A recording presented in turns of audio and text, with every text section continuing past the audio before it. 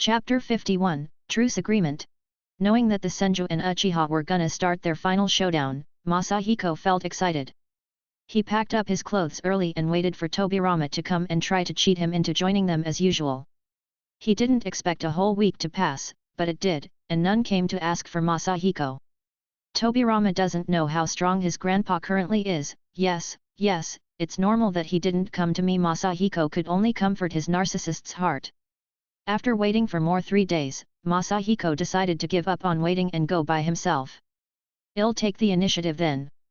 Masahiko bid farewell to the patriarch and his 3 disciples, then he went to the Senju. This time, Masahiko has forbidden his disciples to follow him. In the last battle, they didn't get any chance to practice. In the face of Madara and Hashirama's full might, he wouldn't have time to look out for them. Arriving in the Senju village, the gatekeeper was already familiar with Masahiko and let him pass through. Masahiko went straight to the assembly hall, and he saw Hashirama inside the hall. After entering the hall, Masahiko quickly asked, "I heard that you will fight the Uchiha? Why didn't you tell this second grandpa of yours?" Tobirama didn't say anything. Hashirama then said, "Second grandpa? Who told you that we will fight the Uchiha? I just sent them an armistice agreement." Tobirama just looked at both of them exchanging words. The situation suddenly became awkward. Masahiko felt stunned by this, his face led a pained expression. Tobirama just kept looking at Masahiko. Then Masahiko continued by saying, "Hashirama boy, I mean Madara will never accept such a truce agreement unless you send your brother's head with it." Tobirama. Hashirama laughed out loud, then he stopped for a moment, and seemed like he fell into thoughts.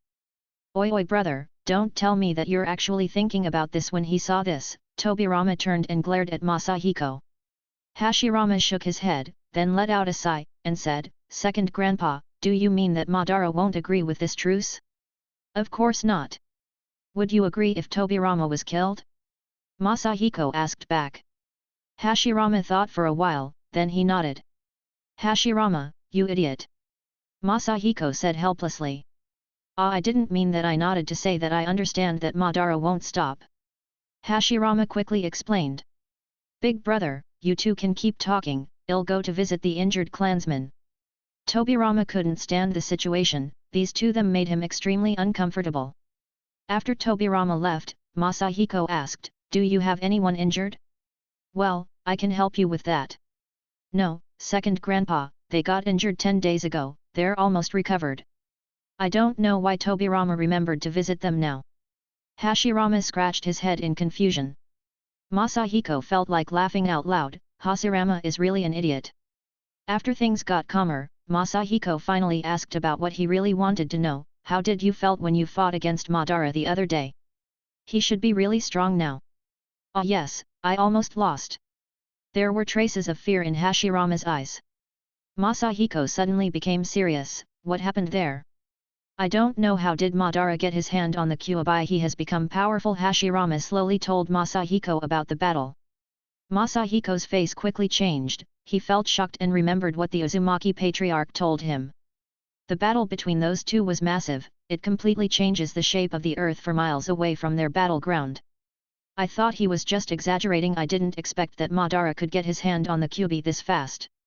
If this is true, then will the Valley of the End battle also happen earlier?" Masahiko was anxious, but he turned to Hashirama and smiled, then said, "Don't worry, next time, your grandpa will be there to help." But Hashirama shook his head. "Second grandpa, I have learned something from that battle and improved myself. I will defeat him the next time we meet." "You shouldn't use that technique." "My technique?" Masahiko wondered, "How did you know that I've learned the Jinten?" "What Jinten?" Hashirama puzzled. "I mean your youth technique, the one where you drain your life force to get younger." Oh, Masahiko felt like face-palming himself, and shouted in his heart, "Being younger is your special skill, remember, god damn it." He kept reminding himself, then Masahiko looked up and saw a bamboo slip in front of Hashirama. "Oh, a bamboo slip?" Masahiko whispered. Hashirama was already used by Masahiko spacing out from time to time, and he got easily distracted from the main subject. It was a part of Masahiko's charm. He threw the bamboo slip to Masahiko, and the latter opened it and smiled happily. What was written? To build a harmonious and ideal world, to realize our dream of a country we can call our own, to eliminate the hatred, the Senju is willing to set an example, be the pioneer, and stop the bloodshedding. Hashirama Senju. Hashirama saw how Masahiko was smiling, and asked in wonder, "Second Grandpa, this is the draft for the armistice agreement. Is there any problem?" "Not really a problem, it's just nothing." Masahiko couldn't find the right words to express what he felt. The armistice agreement is more like a letter between the mother-in-law and son-in-law when they have a problem rather than a formal letter between leaders. "When did you issue this agreement?" Masahiko asked. This morning," Hashirama replied awkwardly. "Well, the Senju better be prepared tomorrow, the Uchiha should be here by tomorrow's morning." Hashirama, although Hashirama wanted to explain that it's supposed to be a truce agreement more than a war agreement, Hashirama felt that Masahiko was right, they should be prepared for everything. "Well, I will tell the people to be ready." Hashirama reveals a classical look of depression, and Masahiko couldn't help but smile helplessly. Masahiko bid his farewell to Hashirama and then went to his room. Alone, Masahiko showed a burdened expression. "Madara actually got the Kyuubi this early, is it because of Black Zetsu interference? Even by using my mind's eye of Kagura, I don't know if I can find him or not. What should I do this time? If the Valley of the End battle is done earlier, then I'm afraid that the whole Naruto story is changed, and my witness points will be gone." Masahiko had a hard time thinking about it, and eventually, he didn't find a solution. Forget it, gotta do it step by step. Maybe Madara has just caught Hashirama out of surprise with his new tricks? It should be fine, Hashirama assured to me that he won't lose to him next time. The following day, as Masahiko expected, the Uchiha troop really came to the Senju. But to call it an army might not be the right word, they were less than 100 persons. It seems that Hashirama's words have really hit the spot. When Hashirama saw this scene, he felt happy and wanted to walk forward toward Madara and remind him of their childhood dreams. However, Madara's face changed upon seeing Masahiko and gritted his teeth. "Old man! Why are you still alive?" he shouted, then rushed toward Masahiko. Masahiko was shocked, he never imagined that Madara would lose his temper like this. "Madara! What are you doing?" Chapter 52, 3 instead of 2. Second Grandpa. Seeing how Madara was rushing toward Masahiko, the Senju brothers got frightened, and at the same time took their stances, and prepared to block him, but Madara suddenly stopped and looked up. Masahiko was flying over their heads, he laughed, and said, "Madara, why do you need to be this angry?" Madara was so furious, while the Sharingan's marks began to rotate. "Stop! Madara!" Hashirama shouted and stopped in front of Madara. Madara glanced at him furiously and said, "Don't you want to stop the war?" "Yes? Then it's either you let me kill your brother, or kill this old fart." Masahiko was shocked, somehow the situation got so awkward and made him almost fall off. What a joke! Tobirama got angry, "Big brother, there's no hope for him, let's kill him together." Masahiko suddenly got a flash, if Madara uses the Kyuubi and fight against Hashirama now, the outcome will be really unexpected. I need. Thinking about this, Masahiko said, "Madara, do you think you can kill me whenever you want? Didn't you learn something from our 2 previous fights?" When Masahiko mentioned the previous fights, Madara snapped, "Now, I have the power that was left for me from my brother, his hatred, everything that he inherited for me, this time is different, old man. Come on, let's dance again after this battle, you will have to let go of everything."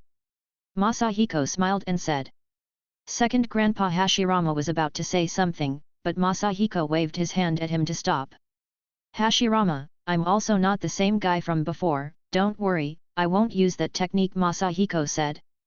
Still feeling unsure, Hashirama didn't have any choice but to believe in Masahiko. However, he was ready to interfere if the situation went sideways. Uchiha Madara raised his hand, and said, "Get back." To the people behind him, they followed his orders with an evident vigilance. Hashirama also glanced at the Senju's clansmen behind him, and said, "Tobirama, take them away." Now only 3 of them are left in the field. Madara looked at Hashirama and said, "Hashirama, you won't save this old man from my hands. Let's start." Before waiting for Hashirama's answer, Madara launched his Susanoo. The Tengus form of the Susanoo appeared in front of Masahiko's eyes. The Susanoo drew its long katana from its waist, then he waved it down on Masahiko.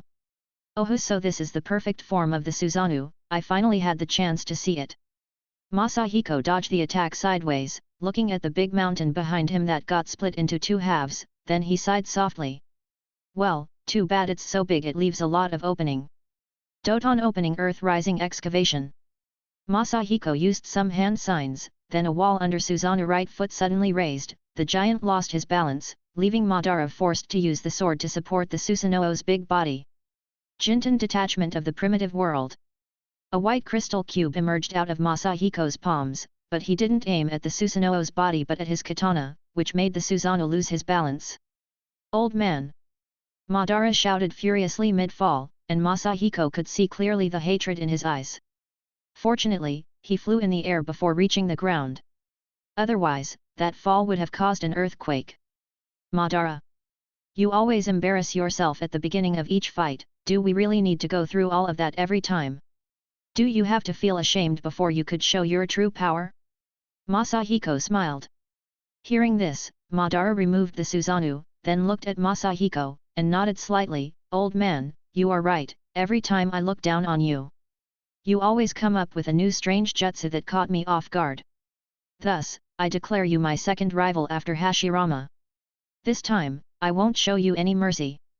Kokiyos no Jutsu. Is this the Kyuubi? This is the first time I saw it. Masahiko looked at the massive fox in front of him, and muttered, Sage mode, on. The Susanoo's armor gradually covered the Kyuubi, and the two merged into one. This is the legendary tailed beast encased in Susanoo. Masahiko sighed. He took a deep breath while watching the Baijuutama gradually getting formed in the Kyuubi's mouth, then used a hand sign, Sage Art Jinten detachment of the primitive world. The two energy attacks collide, causing an enormous explosion. Masahiko had to fly higher to avoid the damage from that impact. After the explosion disappeared, Masahiko's vision got clear and saw a large pit below. Crap, the Senjua tribes are nearby. Masahiko looked to the south, and saw giant trees over there. Oh right, Hashirama. Masahiko breathed a sigh of relief. Old man! That was a nice move just now, how many times you can use it? Madara whispered. Masahiko smiled, he, it's not all about chakra. I'll teach you, boy. Seventh gate, Gate of Wonder. Kai. That is Taijutsu? Old man. Are you planning to fight me with Taijutsu? It's called Hachiman Tonkao. Let's stay, it enhances the chakra. I just planned to open the fifth gate, after all the seventh gate hurts like hell. But suddenly, I got a bold idea. Masahiko said slowly, then pulled out 4 special shurikens, and threw it around Madara. Kage Bunshin no Jutsu. Masahiko summoned 4 shadow clones, and at the same time, used the shuriken substitution technique. 4 red yang formation. A red square-shaped barrier enveloped Madara and the Kyuubi. Surely my chakra is quite massive, I can even do this after opening the 7th gate. Old man! Are you trying to trap me with this? Madara tried to attack the barrier with Susanoo blade, but alas, it failed. Thus, controlling the Kyuubi, he started to create another Baijuutama. So what? Sage Art Jinten detachment of the primitive world. Masahiko launched this technique inside the barrier. Shuriken substitute. Masahiko half knelt on the ground after he swapped himself with the shuriken outside the barrier immediately before his technique explodes, then looked at the smoke inside, while the ground was trembling. I can still feel his chakra. Masahiko twitched his mouth slightly. The smoke cleared out, and Masahiko's clones disappeared along with it, one after another. I still lost to him. It's worthy of the name Madara. Although I can open the 8th gate, and beat the hell out of you, I'm afraid I can't do it. And you will still be able to use Izanagi after that. Looking at Madara unscathed, Masahiko smiled helplessly. Did he manage to block my attack with the Kyuubi's Baijuutama? Ugh, I feel so helpless. Ha ha ha, I almost died, you bastard. Now it's your turn to die. Madara laughed, then rushed toward Masahiko. Note, Madara's famous quote from the anime. Madara. Enough. Hashirama appeared in the nick of time, which made Masahiko feel so relieved. Can you only be satisfied by death? Hashirama. My demand stands still. It's either this old man or your little brother. Madara, can't you go back to what you were before? No, I'm different now. Madara shouted, then went silent. Even if you kill him, this won't stop. Our two clans are walking the path of doom at this rate. Someone will always seek revenge. The hatred won't be eliminated. Thus, I will take all of the hatred, I will pay for it all with my life. Masahiko widened his eyes and looked at Hashirama, who was about to commit suicide. Fortunately, Madara rushed toward him, and stopped him in the nick of time. Finally, Konoha is back on the rack. We don't need to fight against each other anymore. Chapter 53, Watching and Helping. With the end of Masahiko and Madara's battle, the period of the warring states has finally come to an end, and Masahiko also gained 20 witness points. Madara Uchiha and Hashirama Senju agreed to reconcile with all of the other shinobi clans and formed an alliance, a society, a new village. This was the formation of Konohagakure, the village hidden by Leaf. Second Grandpa, can't the Uzumaki really join the Konohagakure? Hashirama asked. Masahiko smiled bitterly, I'm sorry, but we really can't. Over the years, the Uzumaki has become the biggest family in the warring states, the population has reached 1 million, the number of the shinobi is around 10,000, and more children are getting born every day. Even Masahiko is thinking about family planning. If the Uzumaki joins Konoha, then I'm afraid that you will not be building a village but rather a country, Masahiko explained. Humph, old guy, Konoha is better without you anyway. On the side, Madara said resentfully. Masahiko felt speechless and didn't know how he possibly offended Madara. I will talk to my nephew when I go back, the Uzumaki will always be an ally to Konoha. Masahiko said, then looked away. I will often pass by, a village without war, isn't bad for an old man. Madara then snorted, old man, I don't think you have much time to live, so you better take care of yourself.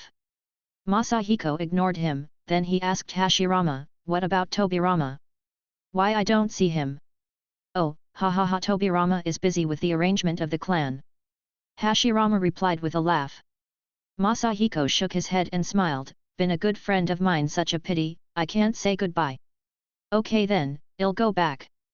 Masahiko bid farewell to Hashirama and then returned to the Uzumaki. Back in the Uzumaki, Masahiko saw crowded and noisy people and sighed. I almost forgot, in 3 days it will be New Year. Sensei, you are back. A familiar voice greeted Masahiko. He turned around, then he twitched his mouth slightly and bowed his head. Kanikiro, why are you talking to me upside down? Sensei, this is my new training. I'm gonna stand upside down and walk around the village. Kanikiro replied loudly. Well, you can go. Masahiko turned around and quickly walked away. With how crowded the Uzumaki now, he doesn't want people to think he took a weirdo as a student. Oh. Kanikiro replied. Wait, come back. What about Yuriko? Masahiko stopped Kanikiro and asked. Oh yeah, I almost forgot. She's at Nanako's. Masahiko waved his hand, I see. Masahiko then traversed the ever-vast Uzumaki village, and his thought gradually drifted away. 8 years ago, she was just a girl who poured a bucket of cold water on me, now is already becoming a mother? Time sure flies fast, Masahiko thought. He smiles a little. Ah, how did I got more sentimental lately, reminiscing old memories, I'm sure getting old. Thinking about it, I lived for 24 years before, since now I'm 66 years old. I'm actually 90 years old, the life on an ordinary person. But I can live for even more 90 years and do even more. Masahiko-sama's life will never be ordinary. While lost in his thought, Masahiko didn't realize that he already reaches the clan hall. Uncle! You're back? Did Uchiha Madara win against Senju Hashirama? I know it. He's a beast. The patriarch said the moment he saw Masahiko. Masahiko got irritated. I'm the one who fought Madara. Second uncle, but everyone has seen the towering wooden palisade and the blue Susanoo. The patriarch clearly doesn't believe him. Masahiko got more irritated. Madara used his Susanoo but to fight him, and the giant wooden palisade was only there to protect the Senju's land. After thinking about, Masahiko didn't explain it further. His supreme power remains unknown, he's happy about it. Well, it was won by Hashirama. The Senju and the Uchiha are united now, and created a village called Konoha. The patriarch's expression suddenly changes, and the politician who had more than 20 years of experience as a patriarch suddenly thought about this and its impact on the world. After the establishment of Konoha, even if Hashirama become the leader, it would be hard to maintain such an intimate relationship between them because now not only the Senju but Uchiha and other clans are also part of this new village. Wow, the response is instant. Masahiko chuckled. Although we cannot join Konoha, we still should at least have our name in their alliance, and maybe send some of our people there to create a tribe. The patriarch hesitated. Come on, big nephew, didn't you want to establish a country? Masahiko scratched his head. The patriarch smiled.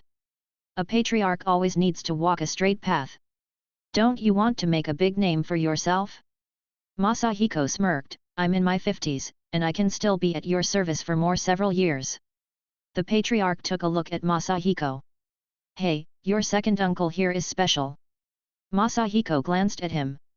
After the establishment of Konoha, other major countries will also establish their own hidden village. If we are not tied with Konoha by then, we will end up eating jujube pills. Note, jujubes have been used in traditional medicine for anxiety and insomnia. Masahiko delivered a solid argument. The patriarch now began to think Masahiko's unrealistic idea is making sense. In fact, it's not unrealistic. With Masahiko's current strength, he's not afraid of other parties. However, Masahiko didn't want to be tied to the clan all the time. After the new year, Masahiko walked down a familiar street, thinking that it won't take a lot of time before the village is fully established. This year can be said to be the end of the Warring States period. In the Warring States period, Masahiko has lived for 67 years, the first 48 felt like it was wasted away, but the last 19 years has been a blast for him. After the establishment of Konoha, I will be able to settle down a little bit and use some of my points. I will also have the chance to see some of the characters that I haven't seen before in the past. Konoha's development is not as fast as it seems. There's a lot of work to do for Hashirama. He had to contact the daimyo, divide the territory for each clan, and establish the civilian districts. The physical building got done faster than the tedious desk work. During this busy year, Masahiko often visited to check the construction progress. After all, flying was very convenient. Konoha's power got divided by 4, with each side occupied by the Senju, Uchiha, Uzumaki, and the hokage. Uzumaki could occupy a good place by relying on Masahiko's status and their population, while the hokage relied on their excellent relationship with the daimyo. Now to think about it, the hokage do a good maneuver back then. Visionary bastard Masahiko's side. Coincidentally, the Shimura and the Sarutobi, who lived close to the Uzumaki clan, managed to get a place considering their relation with Masahiko, and their previous mine war. Until the end of the year, most of the Uzumaki who helped the building of Konoha went back to the clan, with the news that Konoha will be formally established in the New Year's Day. Upon hearing the news, Masahiko flew high to the sky. And by using all his strength, he shouted, "The Warring States period is over." His sound sent rippling through the cloud. Chapter 54, Konohagakuer. The first year of Konohagakuer. The newly established Konohagakuer already bears a resemblance to its future counterpart. The slightly familiar street lamp and the familiar scenery begin to overlap Masahiko's memory. Masahiko was wandering around the freshly built village. Remembering that Hashirama and Madara stood on the future Hokage rock, and with opened arms, they announced the official establishment of Konohagakuer and welcomed the dawn of the new era. The name Konohagakuer was given by Madara, while Hashirama has chosen the name of the leader. The establishment of Konohagakuer has brought Masahiko a full of 100 witness points. In addition to the previous, now he yields 130 witness points. He felt satisfied by that and didn't feel the urge to gain more. He planned to lay back for a while and rest. After all, he won't need to worry about anything for a long time. It would be fascinating to see Madara's expression now. Masahiko chuckled. In Konoha's new meeting room, and the soon-to-be the Hokage building, a plenary meeting was being held to select the chief of the village, the first Hokage. Masahiko and most of the others already knew that no one deserves this position other than Hashirama. Several medium-sized clans have other suggestions, but the clan led by Suzuki Sarutobi will give their support to Hashirama. The Uzumaki patriarch, of course, will support his son-in-law. But no matter what, no one will support the Uchiha. No, Hashirama will definitely support Madara to be the Hokage. Masahiko palmed his face. Unconsciously, Masahiko circled around the village several times, however, he couldn't find the building he most wanted to see, the infamous ramen stand, Ichiraku's Ramen. Can't be helped, I can only believe that the Konoha's legendary ramen shop will eventually open its doors to us. No ramen shop was found, but Masahiko found several barbecue shop. Konoha is now a collection of different cultures. The appearance of this weird food stall, especially the rotisserie, confused Masahiko. When he gets closer to the rotisserie, his face got dark. It turned out to be the Akimichi clan. Masahiko snorted, as he remembers the big man who reached the height of more than 100 feet tall during the Mine War.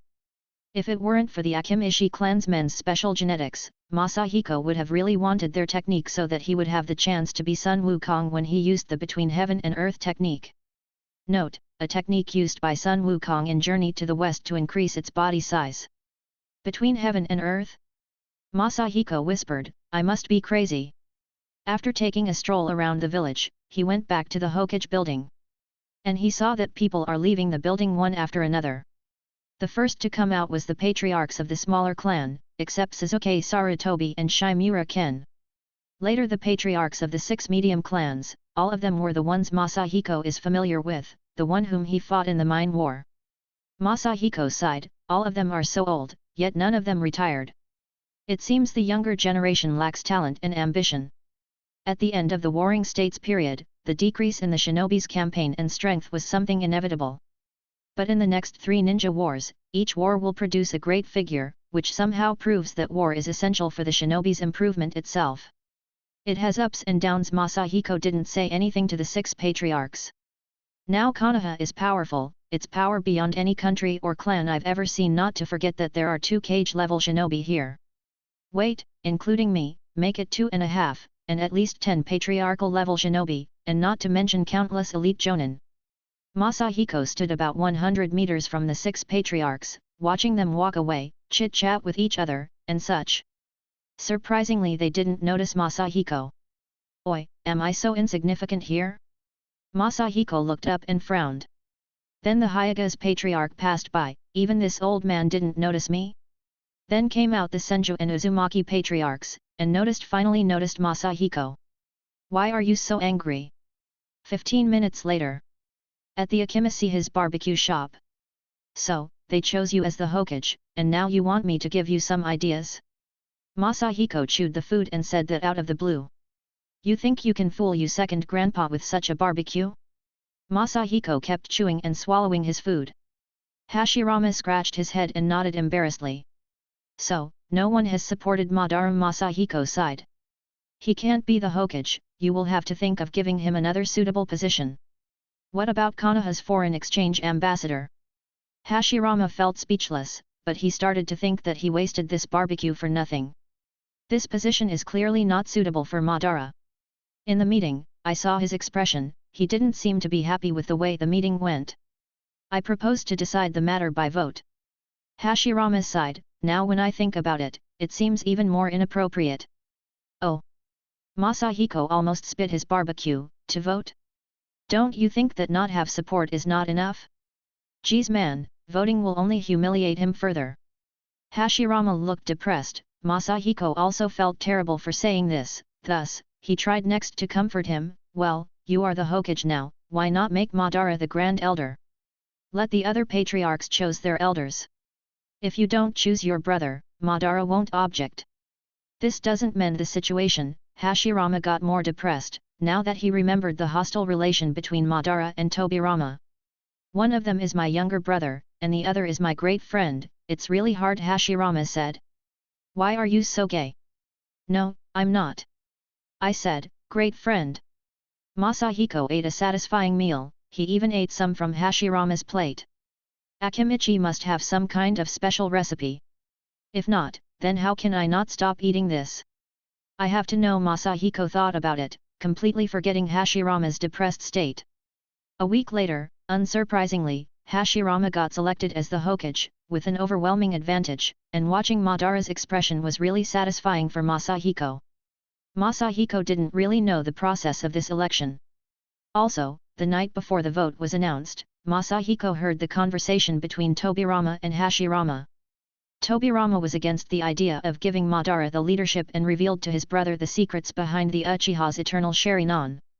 After the Hokage was elected, they determined the number of the elders. The final number was 4 people: Uchiha Madara, Hyuga Tenjin, and Nara Patriarch, and Masahiko. As for why Masahiko was chosen and not the Uzumaki Patriarch, because the former needed to be at the clan all the time to manage its affairs. It was surprising to see that Masahiko has become a member of the elders.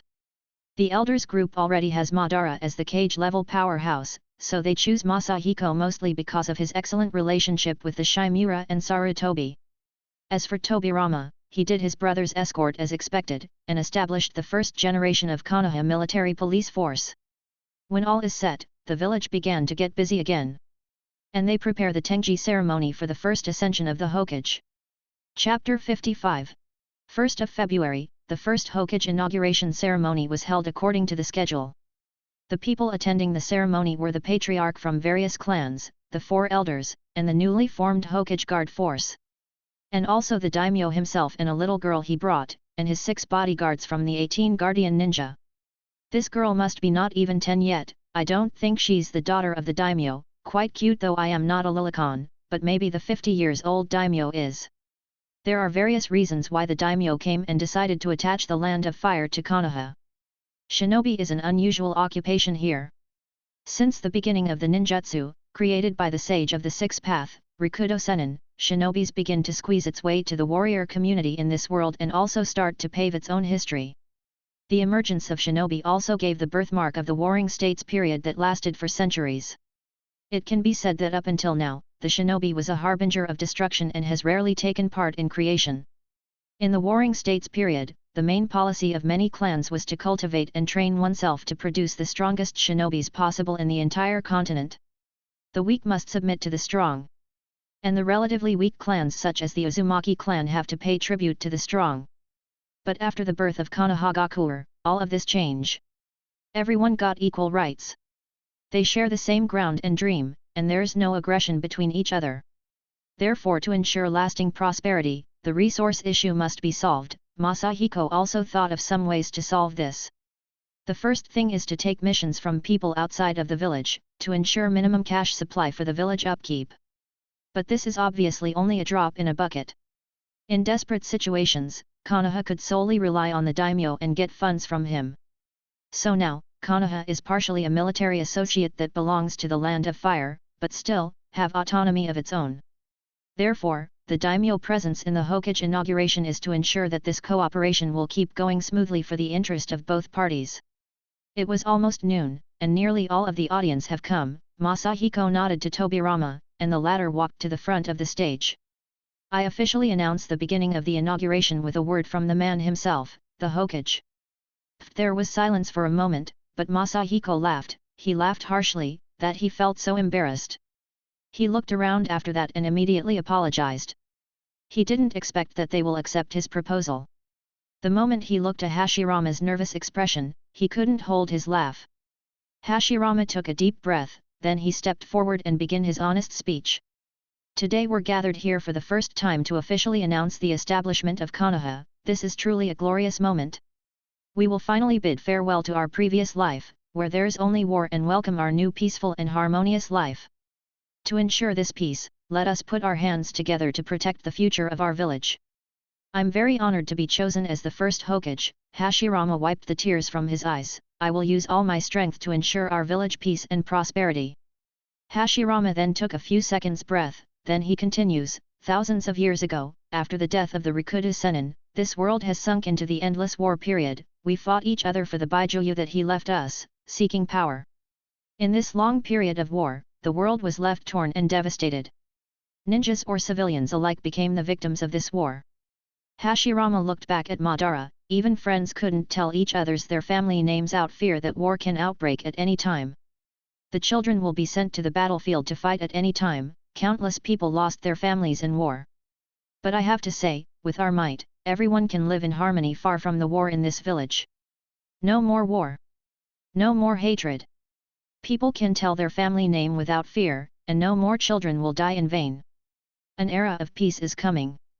With that shout, Hashirama concluded his speech. Hashirama's words shook the entire village and put it into silence. Then suddenly the audience began to talk. Peace, is it really coming? Suddenly they yelled and shouted in excitement. Long live the hokage! Long live peace! No need to go to war again. I actually lived to see this day. Hail the hokage! Watching this scene has really warmed Hashirama's heart. Masahiko, who was sitting on the stage this whole time, hearing Hashirama's speech, couldn't help but think, I didn't notice this in the past. This man known as the first hokage is powerful, but funny nonetheless. He's also kind and warm-hearted. Now I understand why people called him the god of ninja. It's not because of strength alone. This is not like the lengthy meeting Masahiko attended in his past life, talking with representatives again and again. After the hokage's speech, the inauguration was officially over, but people have yet to disperse. The ninjas and the civilians alike were enjoying the moment, and the village got caught into an unplanned festival. The ceremony was not actually over until the evening. The patriarchs of several clans bid their farewell and started to leave one after another, while Hashirama took the initiative to take Daimyo for a walk around the village and show him the harmony of Konoha. Madara didn't look interested in spending time with Daimyo. Although, he felt like he had to talk with Hashirama about something, now that their dream has come true. Tenjin bid farewell to Hashirama. Now only Masahiko, Shikariu, Madara and Hashirama have left. All of them become the tour guide and introduce the village to Daimyo. Masahiko then took the initiative to talk. Daimyo-sama, do you remember me? Are you? Oh yes, the 108 stars of destiny. Masahiko's face turned dark. It seems that the daimyo still hold a grudge against him, and he felt like he shouldn't take that initiative. Therefore, Hashirama and Shikariu were the ones busy explaining to the daimyo, and Masahiko and Madara were doing the guard duties. Then the sky starts to dark as the sun begins to set. Hashirama brought the daimyo to a room, especially made for him. The daimyo hand was held by a girl who was following him since then. Senjo Patriarch, oh no, I should call you Hokage, this is my little daughter, Goko. She will be 9 this year. Masahiko smiled, he finally got his answer, the daimyo is not a Lilicon, she's really his daughter. I heard that Hokage has a child by the name of Senjo Kenji, who will be 13 this year. We might as well arrange their marriage and give my daughter to your son. Of course, after she's 16 years old. What do you think? Hashirama hesitated. In order to keep the blood purity, the noble families rarely marry their descendant with an outsider. However, upon noticing the several signals and winks that Shikariu and Tobirama were giving him, Hashirama agreed. As for Masahiko, he had no longer any intention for anything. He only thought of one thing, this little girl is gonna be the mother of one of the 3 legendary Sunin Tsunade? Chapter 56, The First Meeting of the Elder. The following day. Inside the Hokage building meeting room. No. Madara shouted. Seconded. Seconded. Seconded. Masahiko, Tenjin, and Shikariu agreed in unison. Hashirama laughed, then said, 3-2, Madara, you lost again. So I said, it's useless to give Madara voice double value, Masahiko thought. After sending the daimyo home in the morning, the first elder meeting was held by Hashirama, to decide some policies. The scene just now is repeatedly happening. However, Madara is obviously angry and turned to Masahiko, old man. You're taking sides, are you willing to accept this proposal too? Masahiko was innocent. It didn't matter who proposed that idea, he supported it based on the situation. At that time, he could only say, ee. Both of them have agreed too, why only questioning me? Speaking of that, Masahiko couldn't hold it anymore, Madara, why are you always picking on me? Old man Madara clenched his teeth. Second Grandpa Hashirama quickly intervened, then said, my proposal has nothing to do with any individuals, I'm asking for our clans to reveal all of the secrets related to their ninjutsu. Nara and Hyuga patriarchs were nodding, Masahiko looked at them, then felt bad for Madara, no wonder he was so angry, it seemed like all of them were taking Hashirama's side, but even after he thought of it again, he couldn't help but say, that I agree. What can I say? I'm such a selfless man. Madara was still angry, Hashirama tried to calm him. Well, these are all of my proposals. Does any of you have any additional ideas? When he saw that everyone was too silent, Masahiko took the initiative and said, Hashirama, since now ninjutsu regulation has been dealt with, how about an education system? Second Grandpa, you mean? Yes, let's build a ninja academy. We will let every clan choose a teacher from their clansmen and recruit students from the entire village. Masahiko said. That won't work, Shikari responded. Many families have their own method of teaching ninjutsu to the younger generation. Masahiko glanced at him. It's not like that, this is just for starter. The student will enter the school at the age of 6. We will only teach them the basics, theories, history and stuff like that until they become genin. Well, that's fine, I guess. Shikari nodded. And Masahiko went on to add. We can recruit civilian students and charge them, which will attract more civilians to live in and also solves some financial problems. Civilian? Madara and Tenjin looked at each other, then they looked away and snorted. Masahiko smiled, what? Madara, Tenjin, civilians' children won't be as good as the kids from your clans. Masahiko tried to taunt them, and it worked fine. Well, since there are no objections. Hashirama said, we will build the Shinobi Academy, and I will ask Tobirama to take care of it. I will take care of it. Masahiko interrupted. Masahiko thought to himself, I spent so much effort to change the plot and gain witness points. I won't let anyone stand in my way. Okay, Grandpa, you take care of it, Hashirama replied. Speaking of which, Hashirama said, I remembered an important thing. The Hyaga's patriarch has proposed to arrange a patrol group to watch the premise of our village. Do we have any enemies? Masahiko scratched his head. He feared that 4 major villages has taken a move and established their villages earlier. Hey, old man! Madara started again. What? Masahiko stared at him. Madara, you really don't like me, don't you? Hashirama laughed. Stop it, you two. I have a suggestion. Shikari opened his mouth. The safety outside of the village is handled by the Hyaga, but I think the safety inside the village must be considered too. Although the clans have agreed to let go of their hatred, it's still difficult for shinobi who lost their loved ones to let go of the past. Some people must be watched, and when they prove to be dangerous, they must be arrested. And I think the Uchiha is the most suitable for this role. Madara stunned for a moment, he wanted to speak but remained silent. Masahiko knew that Madara got offended, he wanted to object, but he knows that this will offend the other patriarchs. But he couldn't take it anymore. What the hell is this? Masahiko said in his heart, how could he said that? We got rid of Tobirama for that reason, now we have the Nara patriarch. Man, the Uchiha is really unpopular.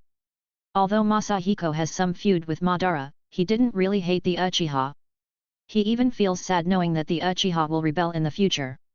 I don't think that's appropriate, Masahiko said, it's not fair to rely only on the Uchiha, I suggest the cooperation of all clans. Shikari raised his brow, it was unexpected to see Masahiko helping Madara, he couldn't help but feel puzzled. Hey! Old man! Do you think that the Uchiha is not up for the task? We will take care of it. Unexpectedly, Madara disagreed. Masahiko instantly closed his eyes, one shouldn't fear a smart opponent, but an idiot teammate. Well, Madara, my dear colleague, if that makes you happy, Masahiko said, while Madara looked confused. Okay, that's it. Hashirama said, innocently, he felt like he has given Madara a great responsibility for the Uchiha as a form of compensation. He didn't think that it will cause a problem for them later. Anything else? Everyone? Madara? Hashirama asked again. Madara remained silent, he didn't believe that Masahiko is trying to help him. But the realization came too late. In the face of such a conclusion, he could only shake his head to indicate that there was nothing else. So today elders meeting is over, please inform everyone to deliver their information here, I will classify the tasks received, then hand them to the suitable people. Masahiko, who was already standing up, sat down again. There was really no accurate assessment in Naruto World. Thus hearing what Hashirama said gave him an idea. I think it's better to hold a general assessment for everyone because the classification of the middle and the higher ninjas of each clan are somewhat different. It's better to test and classify them one by one according to the task level. Then we can assign the tasks based on the result of the assessment. That's a good idea. Shikari nodded, this will definitely reduce unnecessary risk during the missions. I have no objection. Madara stood up, then walked out. He felt like his 2 votes were useless. Okay, that's it, Hashirama said, and then he rushed out of the room. The 3 elders in the room looked at each other, then nodded, indicating how thrilled they were by this good cooperation. Chapter 57, Classifying. Konoha Stadium. Yes, that's right, it was Masahiko who gave it that name. This building is similar to the physical examination buildings that are used in modern times, but it's many times larger than the usual. Masahiko was the one who proposed the construction of this stadium. This place is used to grade the skill of 10-year-old or older shinobi, while the shinobi below 10 will have to attend the academy, which will be built soon. After several discussions, it was decided that the ranking system will be divided into 9 ranks. From the bottom to top, the ranking system is Jonin, Chunin, Adept Chunin, Elite Chunin, Special Jonin, Jonin, Elite Jonin, S-ranked Shinobi, S-ranked Shinobi, and S+ ranked Shinobi. The 3 lowest ranks can form a small team under the guidance of an elite Chunin to undergo a specific mission with C level or below. A Chunin is a level where a shinobi become more versatile. They can take a B level mission if they form a team of 3 or lead the lower ranked shinobi to take a C level mission or below. In particular, a shinobi who has become a Jonin will gain respect between his peers. Special Jonin can for a team and take in a level task under the leadership of an elite Jonin, while a group of ordinary Jonin can independently complete a level task. The elite Jonin ninjas and S-ranked ninja are the absolute main force of the village. And the majority of the highest level shinobis in the Warring States period will be divided between these 2 ranks, and they will be allowed to take the S-level task provided by the village. And if you're wondering why there aren't any D-level tasks, well, in this period, no civilian will dare to ask an adult to fetch for a cat that's stuck on a tree. The last 2 ranks are rare, even in Konoha. The S-ranked is represented only by the patriarchal level powerhouse from the Warring States, such as the Nara Shikariu. And for the S+ ranked, there's only a handful of people: Tobirama, Heitake clan patriarch, and Hyaga Tenjin, and Masahiko. At the time of the evaluation, no one dared to suggest adding a 10th or an 11th rank. Because of Hashirama and Madara's immeasurable power, no one dared to classify them. Standing in the center of the newly built Konoha Stadium, Masahiko looked around him and saw the shinobi waiting on the side of the stadium. It looked like if they were in a graduation ceremony.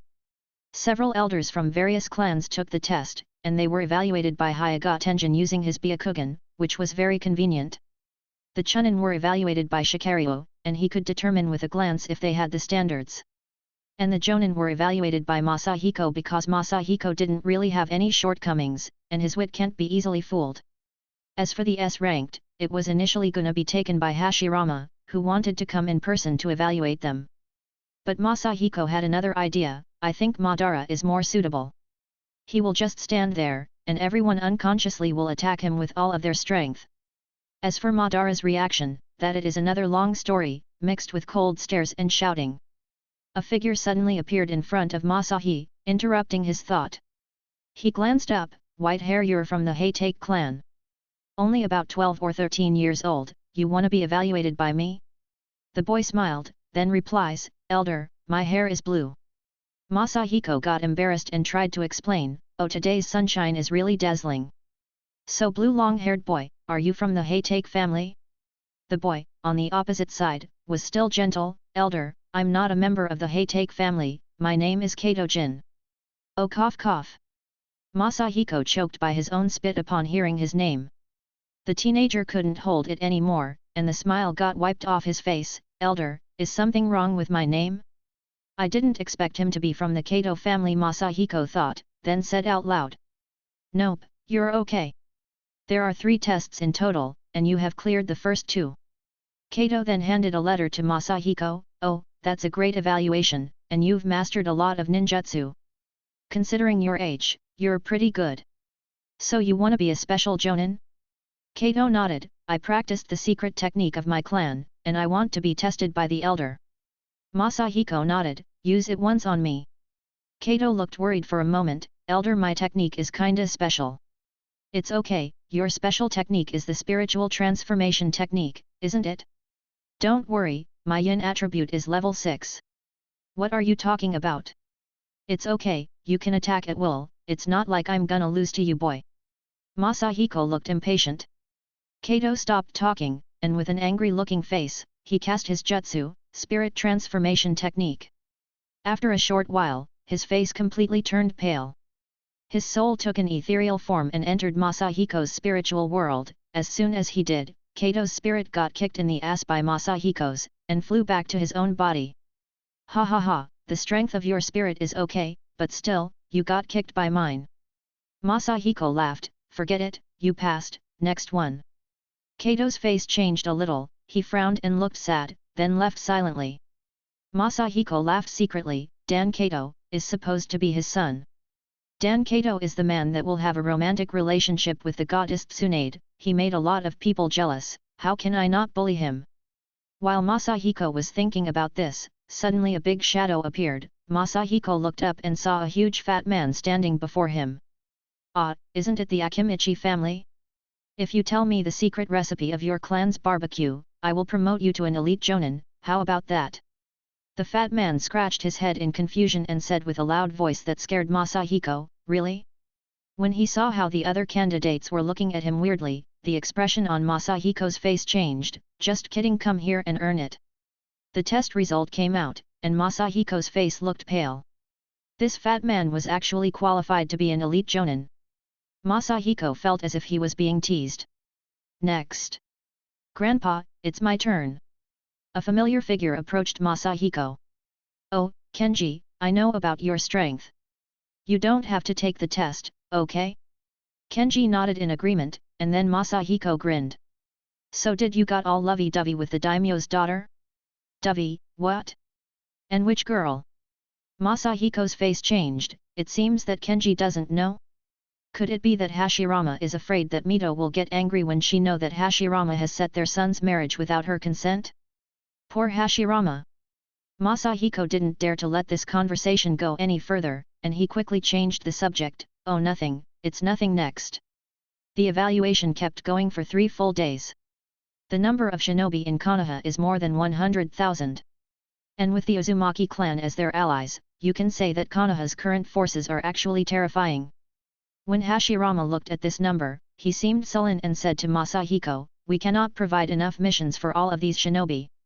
Masahiko smiled, well, that's your job, Hokage-sama, to worry about them, as for me, I will worry about these old bones of mine. Hashirama got stunned, about that second grandpa, I was curious, how old are you exactly? Since the first time I saw you, you always looked like this. Me too, grandpa, I'm also curious, said Tobirama, who none of them knew where he came from. Masahiko scratched his head, well, I'm about 20 years old this year. Hashirama, Tobirama. Chapter 58, The Ninja Academy. Ninja Academy. In this ninja world, where building can be built using ninjutsu, the construction for the Ninja Academy took merely 6 months, and it wasn't completed, not until the end of July. The main reason is that Masahiko had a lot of requirements.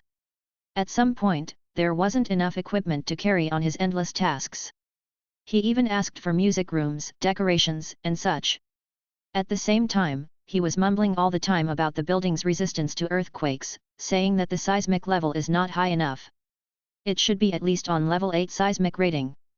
At that moment, the Earth Release users in charge of building the academy wanted to hit Masahiko's face with a ninjutsu, to teach him what really an 8 seismic rating is. People didn't understand why Masahiko was really circumspect about this, but later when pain attacks Konoha, they'll see. Later on, they will understand my greatness. In short, the Ninja Academy was finally built, witness and change the main story of the Naruto World, Konoha Ninja Academy. Obtained 10*5 witness points. Finally, this sentence popped in Masahiko's mind, his 6th month work has finally paid off. After that, Masahiko went straight to Hashirama. Hashirama, the Ninja Academy has been finally built. Yes, Grandpa, then the next thing to do is the enrollment. I will pass by when school starts. Hashirama replied. Well, I feel like the rest should be handled by Tobirama. Masahiko felt a little embarrassed, but also thought that it was the right thing to do. Your grandpa is old, and I feel very after being busy for a half year now. Hashirama has a surprised expression hearing this. You just wanted to build the school? In these past 6 months, many people came to him to complain that Masahiko's demands for the school are quite troublesome. Although Hashirama has stood up on Masahiko's side, he didn't expect him to finish the work. Masahiko nodded. I think that Tobirama is more suitable for managing the school. You also know my character, you don't want me to teach the next generation. Hashirama then said, Don't worry, Grandpa, you'll do just fine, just look at your 3 apprentices. Masahiko got a heavy feeling, will it be appropriate if I say I don't want to do it? Tobirama, who none of them knew from where he came out, said, Big brother, let me take care of the school. Masahiko almost shed a tear at that moment. Well, since Tobirama himself is willing to take care of this task, I will take my leave, Masahiko said, then he quickly left the hokage office. Hashirama glanced helplessly at the innocent Tobirama. On the way home, Masahiko clenched his fist and threw it up to the air while hopping on one foot. He felt so happy, now that he finally managed to shift the burden off his shoulders. However, I will still have to keep an eye to the ninja school. Masahiko thought, should I let Kanikiro and Yuriko? No, I cannot let that happen. Masahiko thought about it, and he got a flash of peoples with bull head and thick eyebrows as Kanikiro disciples. After half a month. Sensei. I don't want to stay here anymore. Kanikiro looked sad. What's wrong? Masahiko looks confused at Kanikiro's unusual expression. The patriarch went crazy, he wants to personally train me or something, Kanikiro said. Masahiko looked surprised, what is my big nephew doing? He wouldn't be thinking of training Kanikiro to become the next patriarch. You can stay, Masahiko said. If Kanikiro becomes the patriarch, he was afraid that the Uzumaki clan was gonna self-destruct itself before it is even attacked. But Masahiko shouted again, why didn't Yuriko come? Yuriko is very popular among the children in the clan, and recently she has been very busy teaching them ninjutsu, Kanikiro said. Masahiko scratched his head and couldn't believe what he has just heard. Yuriko is already 16 years old and she already troubled by the boys who just want to get close to her, she wouldn't be teaching them ninjutsu, maybe she's having some girls' troubles. Thinking of it, Masahiko glanced at Kanikiro again. Okay, I'll take you tomorrow to see Tobirama, you will make a great teacher, just be careful if you want to teach others the Hachiman technique. Oh! Sensei! Kanikiro shouted, and everyone around suddenly looked at them. Masahiko felt embarrassed, he forgets that they were still at the entrance of the village where there are a lot of people commune here. Let's go, we will visit the school that I personally supervise. 1st of September. The ninja school's official opening. On the registration day, Masahiko saw a lot of shinobi who is familiar with taking their kids to the school. Sasuke, so you're taking your son to school too? Isn't he already at the Chunin level? Masahiko asked with a smile. Sasuke smiled proudly, actually, he's almost at the Jonin level. But he's only 9-year-old this year. He couldn't participate in the previous evaluation because of that, I don't know who made that minimum age rules. Yes, that rule is stupid, Masahiko said while covering, it was his idea after all. Sasuke looked at Masahiko's expression, then wisely changed the topic, Hiruzen, you go ahead and play. I will talk with the master for a while. Okay, father. The third hokage is surprisingly a little bit naughty. The two chatted for a while watching more children entering the school, while they waited outside for the opening ceremony. These children got already divided into classes that will be handled by different teachers. Some teacher looked at Masahiko, it seems Elder Masahiko really care about these children to personally come and supervise us. Finally, the simple opening ceremony was over, and Masahiko couldn't be seen anywhere. This time, the academy matter was officially passed to Tobirama. Another thing is done, should I distribute some the witness points now? Masahiko murmured while looking at his status bar, what? It's already 180 points? It's completely unwise to use all of it now, and I would need to train for a while to get used to my new power after distributing all of these points, but man, I really want to be lazy for a few years. Forget it, let's go and make fun of Hashirama and Madara. Masahiko then went to the hokage office. Oh, Hashirama, are you still busy? How about Madara? Oh, Grandpa. There's a sign of Baijo's activities somewhere, and Madara went to subdue it. And we're also looking for the other tailed beasts to prevent them do unexpected damage to our village. Masahiko got excited. Tailed beasts? Looks fun. Is there any nearby Baijuyu? I can help catch one. Yes, there is. Hashirama nodded. At the border of the fire and wind country there are one-tailed beast, Shikaku. The shinobi from the land of wind are having a tough time trying to subdue it. The country of wind, huh? During his 68 years living in this world, Masahiko has never gone to a different country. Thus he was very excited to embark on a new adventure. Hokage-sama. I apply for a government-funded overseas trip to eliminate the imminent danger. Hashirama. What the hell? Chapter 59, The Ichibai Shikaku. Ugh, I'm really stupid. Masahiko didn't know how many times he has said this.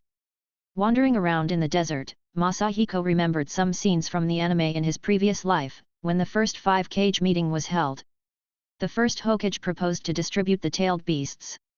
But because Tsunagakure already had Shikaku, instead, they asked Konoha to give them a part of their fertile land at 30% price of a tailed beast. This enraged the other Kages, but Hashirama managed to calm the situation. Thinking about this, Masahiko felt like he has been fooled by Hashirama, leading him to such a vast place. What the hell is this place? A great desert of nothing? Where the damn borders? There's no borderline between countries in Naruto World. Therefore, Masahiko ended up sweeping the entire area. But the desert is too vast, and there's nothing here but sands. Ah, there's nothing here anyway. Body transformation technique dispel. It's been a long time since my handsome and young face was revealed. Masahiko was completely drowned in narcissism. My love for you is like a desert, hot and vast. Masahiko started to sing a song. Hot hot it's burning me, the desert is so fuck hot. Masahiko sighed, in this place, my level 2 water release doesn't work, should add some points? Masahiko thought about it, then he used a hand sign, eyes of the Kagura mind. After a while of scanning, Masahiko's face turns bitter. I won't exaggerate it, but I really can't sense a single chakra fluctuation in dozens of miles. Where should I go next? Huh? Masahiko suddenly felt a chakra fluctuation in the west and turned to look there. What moves so fast, and its chakra is so violent? Masahiko smirked. On the horizon, he could see a small black dot, but then it got bigger and bigger. Suddenly it became larger and closer to Masahiko. Holy shit! Jinten detachment of the primitive world. Masahiko saw the black dot rushing toward him, so he quickly used a hand sign. Boom! A loud sound emitted. Masahiko's white cloak got tattered, his face got covered with mud, and felt like he wanted to cry, but he was so dehydrated that tears didn't come out from his eyes. He regrets taking it head on, he should have just avoided it. After all, nothing will be destroyed, it's all just sand. Shikaku. Learn how to air you Baijuidama, you idiot. Masahiko cursed, then rushed to the west. He ran for dozens of miles, then he felt multiple chakras ahead. Cage level 2 people? Plus, the Shikaku. Masahiko murmured, I should be careful. Masahiko slowed down. After getting close enough, Masahiko, he could see a shiny large bald head in the distance. Ha, a monk? It's really rare these days, Masahiko whispered. Immediately his eyes caught some kind of artifact in the monk's hands, and Masahiko could feel Shikaku's chakra trapped inside it. Shikaku is already sealed? Is that a sealing artifact? Masahiko looked around, maybe I can snatch it. Masahiko found 3 people standing beside. A pair 12 years old teenagers, they were chunin at most, Masahiko wasn't concerned about them. But the other person was the one who's gonna become the next hokage. He can cause me a little trouble. Masahiko murmured. Who's there? The old monk shouted. And the other 3 guards immediately put their stance. Masahiko scratched his head and stood up, awkwardly, I got discovered. Does that old monk have perception ability? Hey, are you a traveler? Seeing Masahiko's tattered outfit, the first hokage asked. Masahiko's face got pale, and as he about to speak, he was interrupted by the first hokage. No, red hair, you're from the Uzumaki of the Land of Fire, aren't you? Masahiko nodded, yes, I'm Konoha's elder, Uzumaki Masahiko. And the first Hokage sent me here to visit the Land of Wind. I heard you are building a village, and we want to offer our assistance and end these troubled times. elder? He's still young and quite handsome, said the girl. Masahiko's face changed, they saw how young he looked, and also, he needed to take back Shikaku, otherwise, the 5-cage meeting won't take place. Suddenly an idea came to Masahiko. He laughed then and said, little girl, is that your boyfriend beside you? If not, how about going back to Konoha with this handsome mister? The girl blushes, he's like my brother. Cho. Don't say too much to him, he might be an enemy. The first hokage said. Masahiko didn't care that they were already considering him as an enemy. His face was changing colors, with one and only thought in his mind, now I have to flirt with the revered grandma, this is messed up. Still, Masahiko didn't give up, lovely girl, but you already have a brother, his named Ebizu. The boy's expression froze, how did you know? Masahiko put a poker face. Thank you, elder, for your kind visit and intention, but as you can see, we just barely finish a fight. If there's nothing else, then we'll take our leave. Sunagakure is still in development. When our village construction is finished, then we will inform Konoha. The hokage shouted. He didn't ask Masahiko how he knew Ebizu's name. Masahiko scratched his head, thinking of a way to snatch Shikaku from their hand. Although they said that the previous hokage generations are the strongest, but he still didn't believe that. The third hokage should be way stronger than the first hokage. He also felt that he doesn't need to use Hachiman to defeat him. However, he had that monk beside him, and he didn't know how strong he is. After thinking for a while, Masahiko couldn't come up with a good plan, and he decided to retreat for now and look for another opportunity to snatch Shikaku. Masahiko bow, if the plain still green and the river still flow, may we meet again. Three of them looked at each other. Bhikkhu, wait. The old monk suddenly said, I see that the bhikkhu's heart is unstable, you better relieve what's left inside it before leaving. Masahiko rolled his eyes, a Japanese monk is called bhikkhu? He then bowed his head and folded his hands together, Amit Aus, this poor bhikkhu is blessing you from the west. Masahiko greeted him back in a Buddhist manner, lose not to your desire bhikkhu, and no, I have an unstable stomach, and I need to use my sense perception now. Goodbye. Note, Amit Aus, Amitba, infinite life, one of the 5 Buddha, his direction is the west, his sense perception is taste, his sense organ is the tongue, and his location in the human body is the mouth. After saying, he immediately left and didn't care to hear what the old monk was gonna say back. After moving around 10 miles, Masahiko stalked them with his divine eye. He's sure that with this distance, the monk won't be able to detect him. After stalking them for dozens of miles, they arrive on a temple with a shrine next to it. The old monk placed the artifact on the altar inside the shrine. The hokage then bowed his head slightly to the old monk and left. In the dead of night, Masahiko took a special kunai from his pocket, stick one on the ground under his feet, and then threw another one to the ground near the altar. Then he swapped his position with the shuriken. From inside the temple, the old monk quickly rushed out. Apparently, he was already familiar with Masahiko's chakra. But it's too late, Masahiko smiled, then he took out a scroll and put a seal on the altar. Suddenly the whole altar vanished. Mobile phone kunai substitute. In the distance, Masahiko could only hear, Bhikkhu. Keep Shikaku. But please leave behind the altar. Chapter 60, Catch Them All. After stealing the whole altar from the land of wind, Masahiko felt that the harvest was full. He then found a hidden place to rest for the night. Masahiko then staged in Masahiko's day-by-day form the next morning. Crap! Where am I? How the hell I'm gonna go back now? Masahiko was completely lost at this point, he could only keep on flying to the east. What a lovely sight! After a few days flying here and there, Masahiko finally found a familiar land. He already thought to take a break, take a bath, change clothes, then go straight to Konoha. In the anime, Naruto could travel from Konoha to the sand in a matter of a few days. But me? I've been walking and flying for half a month. Masahiko scratched his head and thought, this is really shameful. Near Konoha. 127. Masahiko felt an enormous chakra of 7-tailed beasts. So expect for Madara, who is after the Kyuubi, I'm the last one? Hashirama, you're so dead to me. Elder. You are back.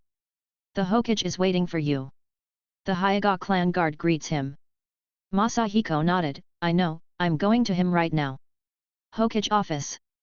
Second Grandpa. You're finally back.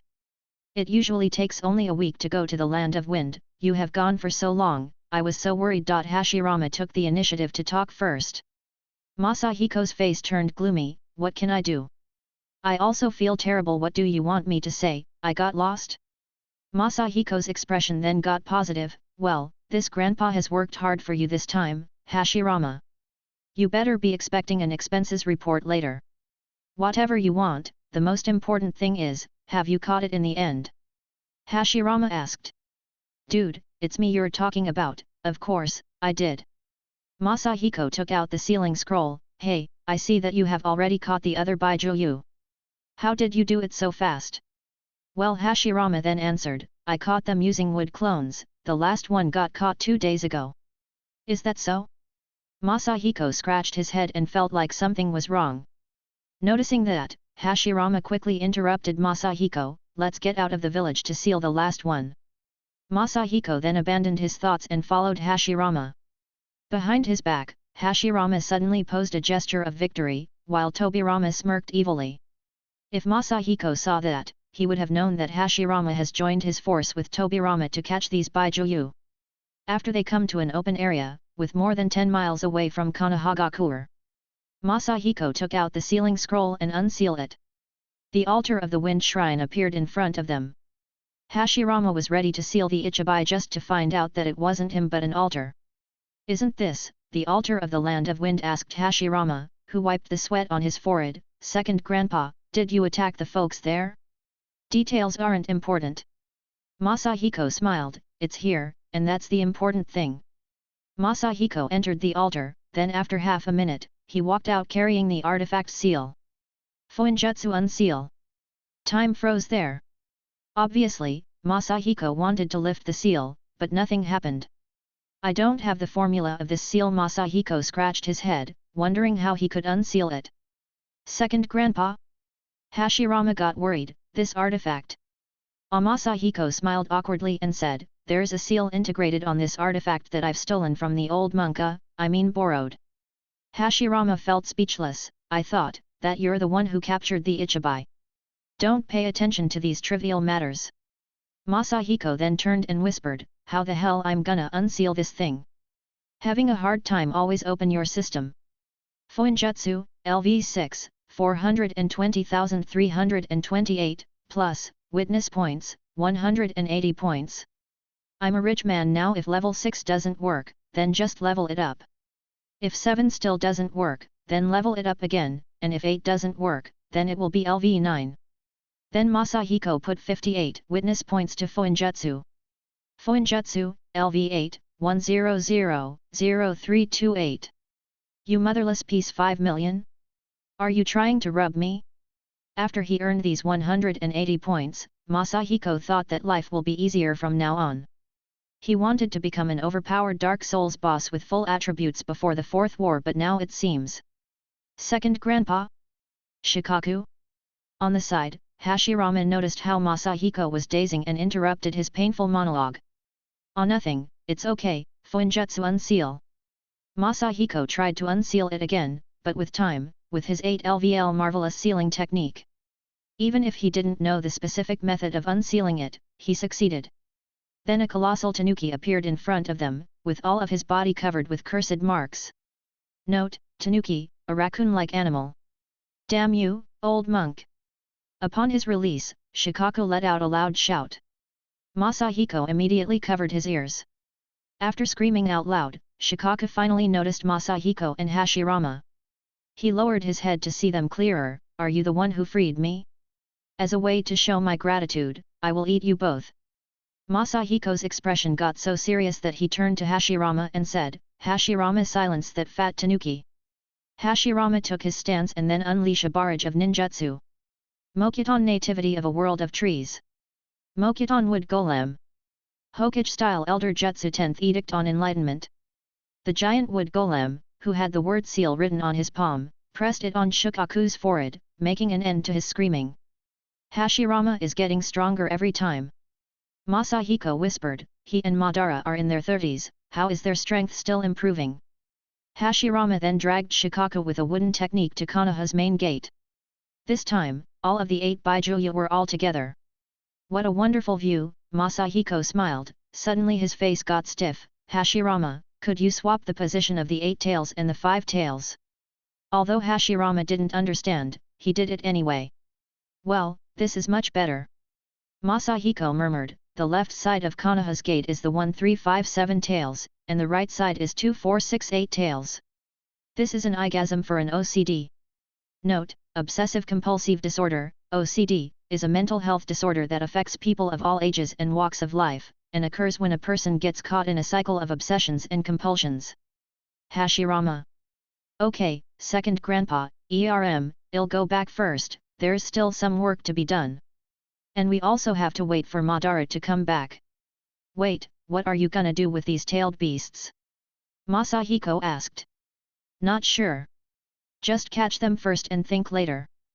Hashirama said, then turned and walked away. Why do I feel like I've forgotten something important? Masahiko kept thinking, but nothing has come out. Ah, forget it, I really need a rest first, it's been a while since I went home. Masahiko looked at the artifact in his hands, and shook it. At least this time, I didn't go back empty-handed. In the distance, the wind altar was crying. Chapter 61, The 5 Major Villages. 2 years, Konoha. Masahiko walked on Konoha's streets, which were gradually getting noisy. In just 1 year, Konoha had drastic changes. A large number of civilians moved in, driving a rapid economic development to the village. In response to the villagers' needs, a lot of buildings got constructed. More and more public buildings were built. A hospital, public park, various snack stores have been established one by one. However, Masahiko was looking more forward to the famous Ichiraku ramen, patiently day by day. But until now, there's no sign for the ramen store. But another famous meatball shop got already opened, which Masahiko has visited a few times, but the food was below average. What should not be built got built, and what should be built is not. Masahiko looked at a building in front of him, with his mouth twitching, and eyes widened. Konoha Casino, hi? Big, bayag, bayag. A female's voice emitted out of the casino. If he didn't what is actually happening, he would have thought that she was referring to Sun Wukong's donkey. Since the establishment of the Konoha Casino, our beloved first Hokage rarely stayed in his office. Sometimes he would ask Tobirama to fill his position, or even just put a wooden clone there. For that reason, Nara Patriarch and Masahiko made a plan. Now and then, Masahiko will disguise himself and then go to gamble against Hashirama and beat him, in an attempt to make him quit. But persistent as he is, he will always have money to spend and go back to the casino. As for why Masahiko always wins against Hashirama, it's because he spent 10 witness points in one of his attributes. Gambling, LV10, 100,000, max level. If I were in my past life, I could be the god of gamblers. Masahiko murmured, but I couldn't save Hashirama yet. Masahiko didn't give up, so today he took another disguise, put a new hat, new shirt, and went to the casino again. Oh, Masahiko bumped with somebody. Even though Masahiko had enormous endurance and physical strength, somehow, he was the one who ended up on the ground. Masahiko then raised his head in confusion. When he looked up, he saw Madara, whom he hadn't seen for a while. Madara also looked at him, frowned, then said, I'm sorry I accidentally bumped into you. Are you a new resident here in Konoha? You have great physical strength. Masahiko was shocked. Madara actually apologized? It's a weird thing to behold. Masahiko was about to change to his original appearance and mock Madara, but the latter didn't wait for Masahiko and rushed in. Hashirama. How could you use my money to gamble again? Masahiko reluctantly sighed. Now he knows the economic source of Hashirama gambling addiction. As the patriarch of the great Uchiha clan, Madara is perhaps the richest person in Konoha right now. As for Hashirama, the Senju seems to be wary with his expenses. However, the richest guy should be me now. Masahiko murmured this, remembering the amount of cash he manages to snatch from Hashirama. Oh, wait a minute. So the money I won from Hashirama is actually Madara's money. This can't get any better.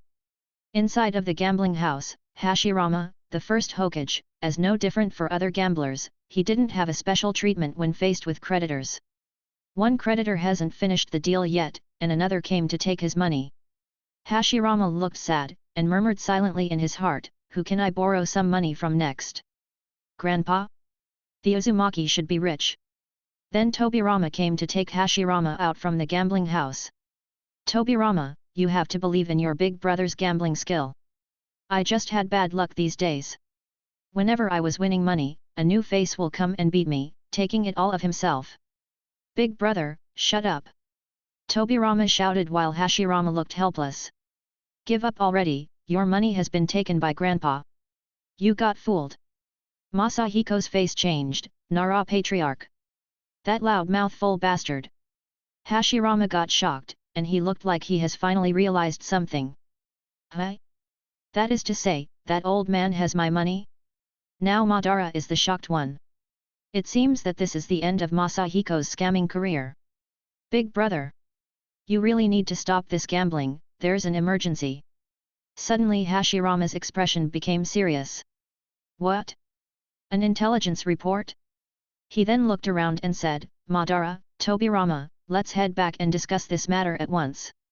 Tobirama then sighed, and turned to the corner, Grandpa, you come too. Masahiko changed back to his usual form with an innocent expression on his face, then followed the three of them. Second Grandpa Hashirama didn't finish his sentence yet. At that moment, Masahiko thought that he was gonna ask him for the money back, teach me how to roll the dice. Masahiko couldn't believe what he heard. Old man! I hope the money will be expended for your funeral. Madara looked full of hatred, still, he couldn't ask Masahiko to give him back his money. After half an hour. The hokage office. Hashirama sat in the middle. The four elders had already arrived. Tobirama didn't sit with them, he stood by to report the situation. Big brother, we just received the information from our intelligence shinobi. Early this year, Tsunagakure was established in the Land of Wind. Their leader claimed the title of hokage. In the Land of Water, Kirigakure was also established, and their leader claimed to be the Mizukage. Kumigakure established in the Land of Lightning, their leader claimed to be the Raikage. And the last is the Iwagakure of the Land of Earth, their leader claimed the title of Tsuchikage. Now, this information seems to be widely spread across the nation, and people begin to refer to us as the 5 major shinobi villages, and the leaders are called the 5 kage. Besides, some small country is planning to establish their hidden villages too, because now every country seems to try to implement the system of one country, one village. They want to be compared with us? Madara said, how could they dare to equate us in this 5 great villages? Madara! Hashirama interrupted him. This is a good thing. Our dream will come true, with the establishment of 4 other great villages, a world without war, where everyone is united under one village. Hokage-sama said, Nara Patriarch, we must be cautious dealing with the establishment of the other 4 great villages. If we are not carefully dealing with this situation, we might evolve from a war between clans to a war between villages. Let them come. Madara said again, Masahiko, what a warmonger, he thought while covering his forehead. Madara. Hashirama glanced at him again, then he turned at the Nara Patriarch, I will send people to contact the 4 kage and hold a 5 kage meeting. What do you think? Agree. Agree. Agree. Expect for Madara, the other 3 elders agreed at the same time. Masahiko then thought for a while, and said, Hashirama, the other kage must be interested in the 8 watchdogs in front of our gate, and it won't be convening for us to keep them this way forever. Second Grandpa, what do you mean? Hashirama asked. I mean, the other 4 countries might be willing to pay for the tailed beast, we can sell them, and it could solve the economic problem of our village, Masahiko explained. I don't think that's appropriate. Tenjin said, the threat of the tailed beasts is too great. If it's sold to the other villages, Tenjin shook his head. The hokage was responsible for watching the containment of the tailed beasts. And they understand how dangerous the tailed beasts are. Nara Patriarch shook his head in response, he looked at Hashirama and said, don't worry about it, the distribution of the tailed beasts can balance the strength gap between the other 4 villages, and it will most likely prevent conflict from arising. It's settled then. Tobirama, send some to contact the other villages immediately. Hashirama made his mind. Tobirama nodded, thus the elders' meeting was over. Chapter 62, The Land of Iron. The the northern landscape, 1,000 miles of ice, and 1,000 more of snow. The land of fire doesn't have snowy landscapes, right? Tobirama? Hashirama? Yes, Grandpa. Said Tobirama, we better hurry, or else we'll be late. Yes we should, you guys are so boring, Masahiko sighed. Masahiko, Tobirama, and Hashirama were heading to the land of iron. The first 5-cage meeting was going to be held in the land of iron. There's still a long way to go, and there's nothing but white snow before them. The land of iron is an exceptional nation. A long time ago, this country and the other shinobi nations agreed to have a truce, and they become a neutral nation. This country's military force is not shinobi, but it's samurai. They have their own culture, authority, and military strength. This is the last sanctuary for the samurai after the shinobi became widespread. After Hashirama proposed the 5-cage summit, the other 4-cage agreed to hold the meeting in the land of iron. Hashirama attended this meeting as Konoha's cage and Tobirama as his guard. As for Masahiko, he came to the land of iron with another purpose. After arriving in the land of iron, no one come to greet them.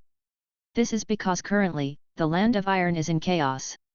The warlords are divided, and the prince only agreed to hold the 5-cage summit for the sake of neutrality. If the cage expects a warm welcome or greeting, then it's just a far-fetched dream.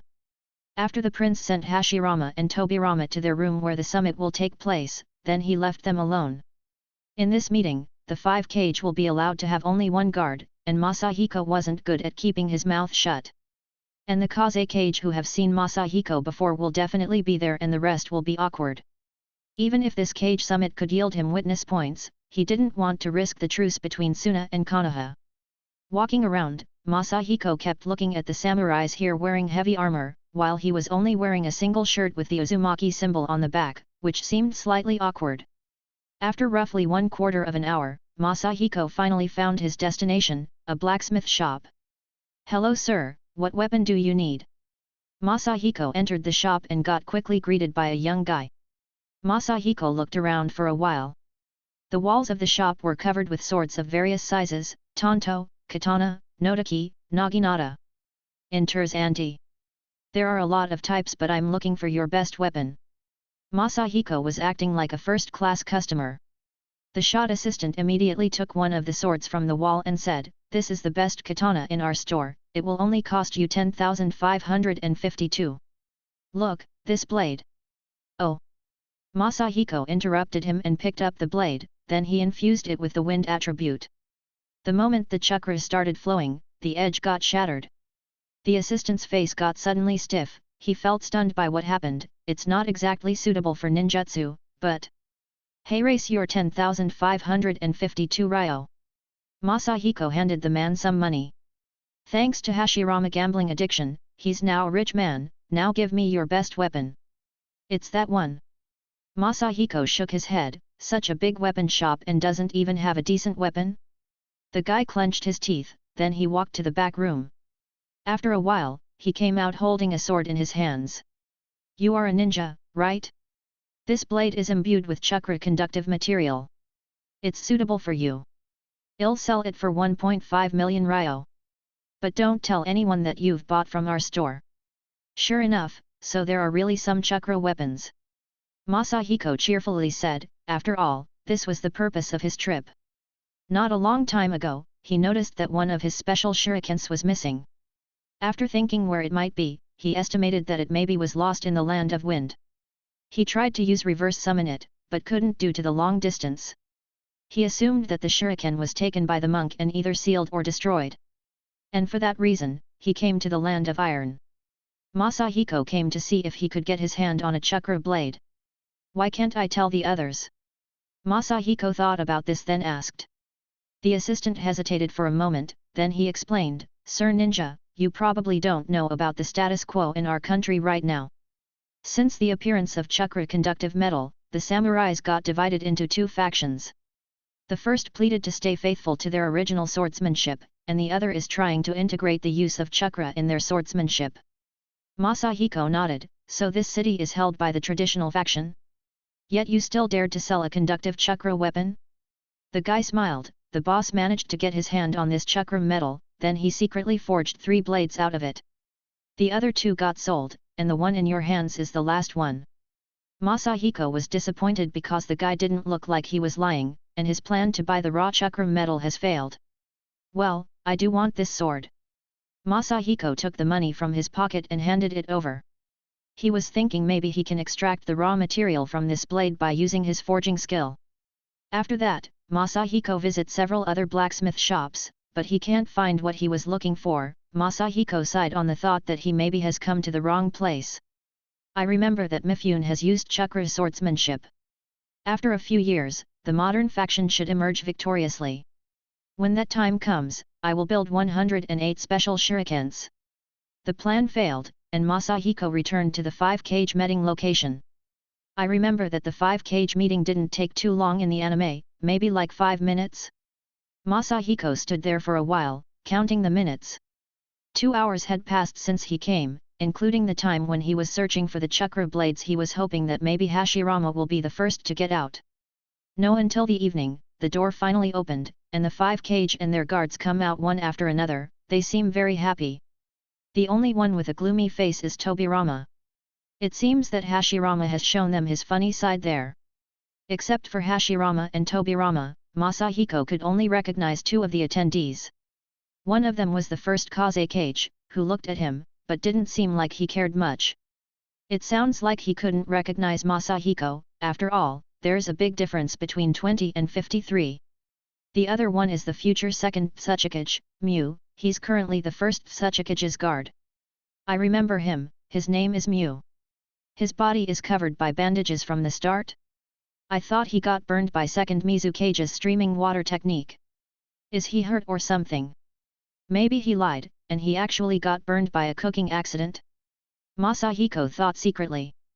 Second grandpa, let's go. Hashirama walked toward Masahiko and said full with excitement, the summit was very successful, and we managed to successfully form an alliance. Big brother, please keep your composure, the hokage status is a lost cause now. Tobirama was scolding Hashirama, but the one who got all of the cold stares was Masahiko. At that moment, Masahiko put his most innocent face. Chapter 63, Attacked on the Way Home. The northern landscape, 1,000 miles of ice and 1,000 more of snow. Second grandpa, didn't you already say this when we came here in the morning? Geez, man, can't you see that I'm in tranquil here? Just don't talk to me. I don't believe how your brother stared at me after you two came out. Masahiko got a little antsy. Second grandpa, shush, the Ichibai, Hashirama whispered while winking at Masahiko. Masahiko's expression changed, then stopped speaking. Tobirama then said, Second grandpa, you've stolen Shikaku from the land of wind? Why didn't you tell us before? The hokage used this to press us hard at the meeting. We barely managed to cool things down. And we ended up promising to give them back the Ichibai unconditionally. Tobirama then sighed, we felt ashamed. Masahiko tried to elude, it's your big brother's fault, he tricked me into going to the land of wind. Did you expect me to just go back empty-handed and shame myself as an elder? Tobirama stared coldly at Masahiko, he didn't expect him to fight back. After arguing for a while, Tobirama couldn't help but feel like it was 2 people work to trick Masahiko into going to the land of wind. But Tobirama didn't want to make a hasty judgment. Masahiko then looked left and right, is it good for us to have a quarrel here? What if the other cage finds out? Hashirama then said, it's okay, grandpa, the other cage already left a while ago, and the summit is already ended up successfully. After they finished arguing, the 2 brothers speeded up, leaving Masahiko behind. Wait for me. You 2 dare to leave an old man like this? They run all the way from the land of iron tundra, passing the 3-wolf mountain, to the lush scenery of the land of fire forest. Masahiko was out of breath. It seems that in terms of physical strength and endurance, he's still inferior to both of them, especially Hashirama. You damn 2 monsters, actually don't wait for me. Masahiko couldn't even see them from where he stopped. The moment he was about to use the mind's eye of Kaguya, he suddenly heard a roar coming from the front. Masahiko quickly caught up to them to find that the ground in front of Hashirama was scorched black, which should be the traces of an explosion seal, but this attack obviously useless in front of Hashirama. As for Tobirama, he already engaged with the attacker. Using his Raijin no Kin, he stroked the attacker's arm, however, he couldn't cut it off. The attacker is 8 feet tall big man, a rare sight in Naruto World. His face is covered with a black mask. Stealing Kakashi's style. I won't forgive you. Oh nope, he's just Kakuzu. Kakuzu, who noticed Masahiko on the side, stared at him coldly. Konohagaku, the first hokage, Senjo Hashirama's head, 120 million ryo. Senjo Tobirama, his little brother, 60 million ryo. The Uzumaki clan's elder, Uzumaki Masahiko, 20 million ryo. I will take all of your heads. The three of them were speechless, and the atmosphere became so cold.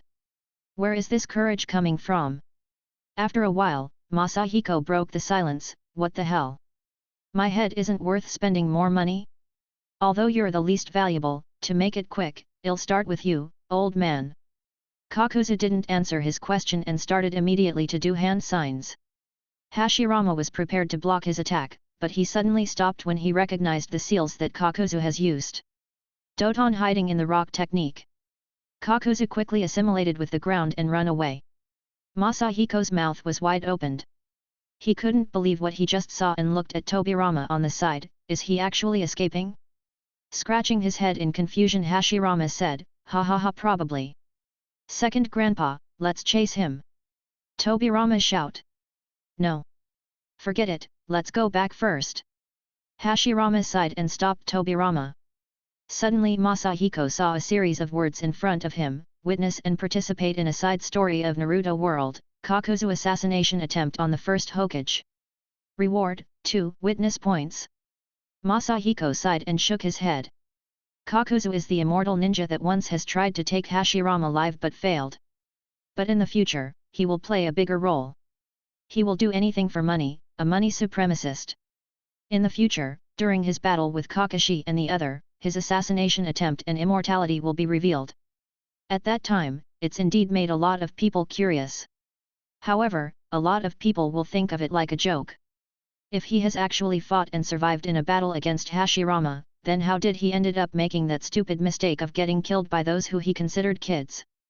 However, according to Masahiko, Kakuzu's current strength is almost on par with Tobirama, who will become the future hokage. If Masahiko and Tobirama weren't here today, Kakuzu would have ended up fighting with Hashirama like in the original. Well, fortunately, his immortality isn't perfect. He can live for centuries and even learn all of the 5 releases, but his strength has a limit. However, no one knows what he would be capable of if he gets his hands on a stronger heart. Masahiko sighed, then smiled, still, my cheat power is stronger. After such an episode, the three didn't argue anymore. But Hashirama seemed a little bit depressed. Masahiko could guess that the reason behind Hashirama's bad is the assassination attempt on him from earlier. He already ended up the Warring States era, there should be peace. However, someone is trying to kill him. Why would anyone put a price on his head? Masahiko also noticed something and tried to comfort him, saying, he must have been sent by another village, I don't know who, but sure it's not from our own country. Huh? Takigakur? Hashirama became even more depressed. Seeing the 2 other people confused, he explained, before my wood clone saved a few people from that village during its construction. When I caught the 7 tails, the 7 tails was running amok near the village. Some people were almost killed, but I saved them, Hashirama said. Masahiko then asked, didn't you consider for a second that the 7 tails actually belongs to them? Masahiko said helplessly. Takigakur is relatively the strongest among the smaller villages, it's estimated that they also have their own intelligence division. So when you took Kome and decided to sell it to the 4 great villages, they heard about it and couldn't help but feel like killing you. Hashirama scratched his head, revealing an embarrassed expression, then this assassination attempt makes it even with what I did for them. Well, fair enough. Masahiko sighed, he felt worried thinking that this will not end this quickly. Takigakur won't give up, and he needed to be prepared for the future. The 3 then returned to Konoha. Hashirama was ready to deliver the good news to his council. However, Konoha seemed as if it was dealing with a crisis, with the ninjas and the civilians alike in a hurry, and running down the streets. They quickly rushed to the Hokage building, to find Nara Patriarch there to greet them. Hokage-sama, you're finally back. We encountered a lot of troubles after you've left. Chapter 64, Early Graduation. After listening to Nara Patriarch's long explanation, the expression on Hashirama's face eased off, letting out a big sigh, and wondering if he should actually laugh or cry. So out of competition to get to be the supervisors of the graduates, the clans ended up fighting each other? It turned out that last September, a group of students enrolled in the Ninja Academy has managed to quickly graduate in just 1 year. Now in order to be the supervisors of these newly graduated students, the clans ended up in a quarrel. Big brother, we must be cautious dealing with this matter. Tobirama said on the side, Konoha has just been established, these men are not used to this non-war state, the moment they will get a chance for fighting, they will definitely try to seize it. For that reason, they're trying their best to get as many students as they can to attract more allies and strengthen their tribes. Upon hearing this, Hashirama seemed like he realized something, then thought to himself secretly, it seems the clans still cannot let go of their hatred. He smiled and then said, easy, just let every graduate return to his clan, and their elders will guide them. Nara Patriarch then slowly shook his head, I'm afraid we don't have that choice. Some clans have only 1 graduate student this year. They won't be able to form a team this way. Then, he looked at Masahiko, and for the civilian ninjas. Huh? In just 1 year, there are already some civilian ninja graduates? Masahiko interrupted out of shock. Yes, there are 2 of them, and dealing with them will be the most difficult task, Nara Patriarch replied. So how many clans are involved? Hashirama asked. The head of the Nara clan smiled bitterly, except for the Senju and Uzumaki, all the other clans are involved. The Uchiha too? If Madara is participating, how did the other clans actually had the guts to fight back? I mean, it's Madara. Masahiko couldn't help but feel stunned. After you left, Madara went out of the village, so far I don't know where he went, Nara Patriarch explained. Masahiko frowned and wanted to ask Hashirama what happened, but then he nodded slightly, let's go to the Ninja Academy first.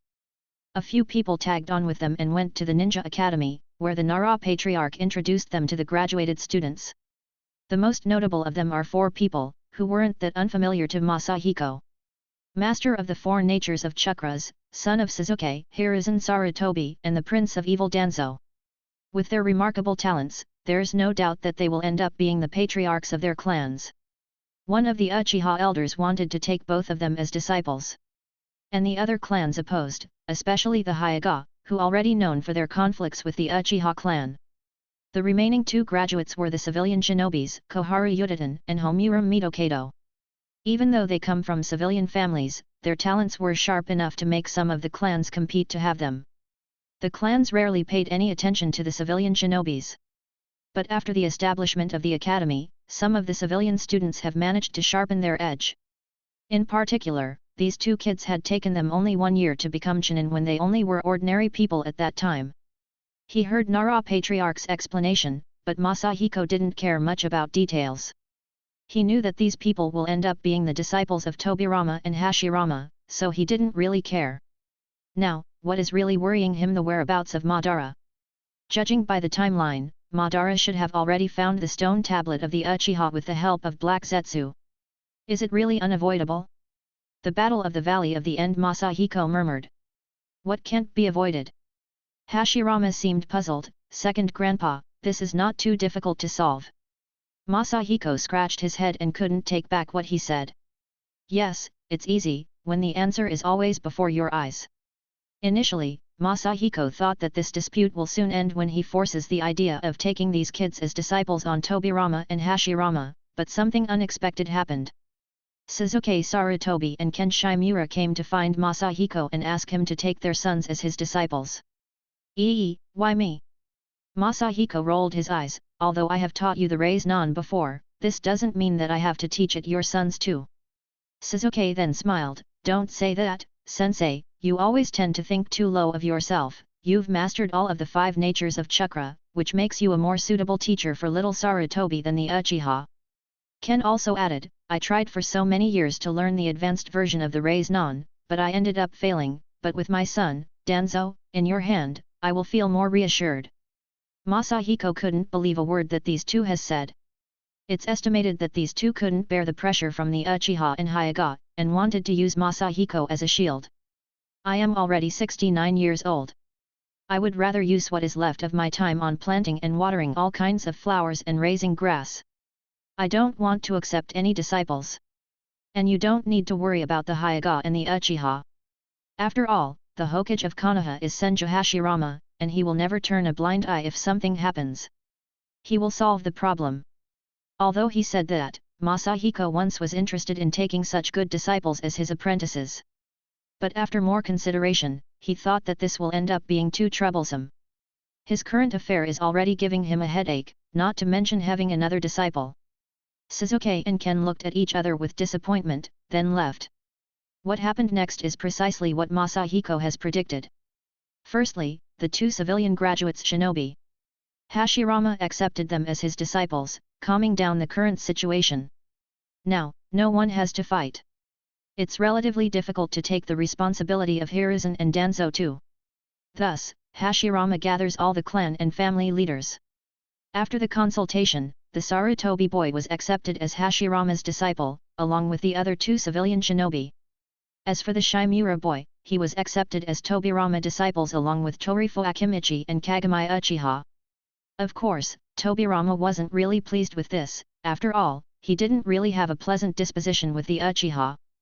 At this time, he has yet to understand the Uchiha. As for the other 20 graduates, none of them was noteworthy. Thus, after careful consideration, they divided them equally between the clans, and Konoha survived this storm. This incident brought Masahiko 5 witness points, but he didn't look happy. A bigger storm is coming Masahiko's side. Madara recently returned to the Konoha. Compared to the times when he was always yelling old man, Madara was basically acting as if Masahiko wasn't there. As for his good old pal, Hashirama, he ignored him most of the time. I'm afraid that he already saw the Uchiha stone tablet, and still not sure what he should do, Masahiko murmured. It's really troublesome that the mind's eye of the Kagura couldn't detect Black Zetsu. I'm afraid that the Battle of the Valley of the End is already on the verge of breaking. Do we really have to walk this path? Chapter 65, I have a special way to prevent the Battle of the Valley of the End. Masahiko wanted to convince himself to go with the flow. Let it go, he told himself, let everything go according to its natural course. But deep inside his heart, he wants to stop the Valley of the End's battle from happening. He already gets used to seeing Madara around, they spent many years together. And even though he was the Uchiha Madara, even though he fought him for 3 times, Masahiko didn't want to see Madara fall to the dark path, he didn't want it to end that way. As for the witness points, currently, it didn't seem to be that important to him. Since the graduation incident, Masahiko has been strolling in Konoha from time to time. Many times he met the Uchiha clan, and many times when he was feeling well, he made fun of them. He crossed the road with Haru Uchiha on several occasions, but the former seemed to ignore him. Masahiko intended to show people that the Uchiha is not as bad as they seem by playing tricks and interacting with them sometimes. But it doesn't seem to be very efficient. 4 years have passed since he came to Konoha, and somehow he heard a rumor that was circulating between the villagers for some time. Those Uchiha, even elder Masahiko, despise them very much. These rumors make Masahiko feel bad and laugh at the same time. These rumors mean that he's highly regarded between the villagers, and his methods were falsely translated by the villagers. It seems as if fearing the Uchiha has been printed deep in their hearts. But failing once doesn't mean the end of the world. Masahiko was gonna try another plan, but he was stopped by Hashirama, who came to find him. Second Grandpa, I heard recently that you have some issues with the Uchiha. Hashirama's words got cut short, he didn't know what he should say. Masahiko interrupted him, then rolled his eyes, saying, don't you think Madara has been acting awkward since he came back last time? I was just testing some things to see his reaction. Hashirama seems like he has realized something. I also think that he's not like usual, but I don't care, what you're doing is not right. At that time, Hashirama couldn't think positivity of Masahiko's methods. Masahiko couldn't change the village's feelings about the entire Uchiha clan, but he could try to change their impression on Uchiha Madara, the head clan. And that's when an idea of a book came to Masahiko, which he spent a month to write it. The book was initially titled Uchiha Madara, the autobiography. Masahiko used Madara as the narrator and wrote about his experience, his life, how he cared about Hashirama and regarded him as a brother, so the villagers would know more about Madara, to make them less fearful of him. As a result, Masahiko became more biased while writing it, and the book became more like Brother Control, Uchiha Madara, the autobiography. Masahiko felt like he got influenced while writing it by some of the other ecchi animes he watched in his previous life. Fortunately, this is not the age of the literate, the spread wasn't wide enough to cause any troubles. Even so, after the book was published, Madara seems to be less frequent to show himself in the streets. Some of the Uchiha clansmen have even looked at him strangely and unfriendly. Masahiko later discovered his mistake and wanted to correct his mistake. That's when a second idea for a book came to him. The title of this new book was The Dream of One Village. Masahiko started from the very beginning when Madara first met Hashirama. His original intention was to explain that the establishing of Konoha wasn't only Hashirama's idea, but the two shared the same dream and worked hard for it to come true. But while Masahiko was writing, it changed again and became more like the story of love and killing between Senjo Hashirama and Uchiha Madara. Now the villagers looked at Hashirama strangely too. Masahiko still hasn't given up yet and prepared to write his third book titled Uchiha, The Family of Love, which tells the truth of the Uchiha clan in detail, so that the villagers can better understand the Uchiha clan more. But he got unexpectedly stopped by Hashirama, who came hurriedly to find him. Second Grandpa Hashirama held the two books in his hands crying. "What are you doing? What are you doing?" Masahiko smiled in guilty conscience. "Didn't this grandpa's methods made your relationship with Madara closer?" Hashirama haplessly said, "Second grandpa, I don't think you're good at writing books." Masahiko shook his head, tend to struggle. "Wait, I'm halfway for the final chapter of the trilogy. I'm willing to work harder." "Big brother. Grandpa. Stop this nonsense, there's something more important that we have to deal with," Tobirama said as he stormed into the room. "What's the matter?" Hashirama asked. "The first Tsuchikage of Iwagakure will pass his mantle to the next generation. The new Tsuchikage decided to come to our village to sign the Shinobi Alliance Treaty. It's estimated that he will reach our village in 3 or 4 days. Tobirama explained. Hashirama looks happy. Is it the initiative to sign the treaty? It seems that he shares our peaceful ideals. Second grandpa, forget about your book, Hashirama said. Prepare to welcome the second Tsuchikage. It feels like his arrival is a bit too late. Have I changed something about this earlier? Masahiko thought about it, then nodded to Hashirama in agreement. Although he said he will not continue writing, after returning to his house, he immediately started writing. The newest book didn't really have much content. It's just a brief introduction to the origins of the Uchiha and the nature of their love. The so-called alienation is because people don't understand the Uchiha, and Masahiko wanted to change people's perspective on the Uchiha. He thought he could finish it before the arrival of the second Tsuchikage. However, it didn't appear to be the case, and Masahiko had to go to the hokage building to welcome them. Upon arriving, he saw some familiar face there. One of them was the young Oniki, the guy who will become the third Tsuchikage. At the same time, at the Uchiha clan, Madara was sitting in the living room, holding the 2 books which were given to him by Haru Uchiha. After looking at the first book, his face turned dark. "Why didn't you tell me earlier?" Haru then replied, "Patriarch, I just heard about this from the clansmen. These 2 books were published not long ago. The first one was published a month ago, and the second one was published a week ago." Madara felt anger in his heart. He remembers how the villagers suddenly started giving him weird looks a month ago. He thought that the villager despised him. Now he knew the real reason. Who the hell did write these books? Haru then answered, "I don't really know, but I believe there are not many people who know about your relationship with Hashirama and your little brother Izuna." Madara's face changed again, now it's colored with anger and confusion. "What do you mean by my relation with Hashirama?" He then quickly took the second book and opened it. After a short while, he gritted his teeth, "Old man. There's no one bold enough to write this except you. The first book is fine if you try to look at it from another perspective, but the second one is totally unbearable. Old man, I will grant you your death wish." At this time, Masahiko and Hashirama were taking the Tsuchikage out. The treaty was successfully signed. And the first Shinobi alliance was made. At that time, Masahiko was still unaware that Madara was already stretching his body, ready for payback. Chapter 66, Hit the Muzzle. Masahiko, Hashirama helped the second Tsuchikage and his apprentice Onaki to the main gate of the village, then Masahiko went home and continued his work on the third book. Why do I feel like there's something that I forget? Masahiko was already home, but he couldn't shake the feeling that had forgotten something.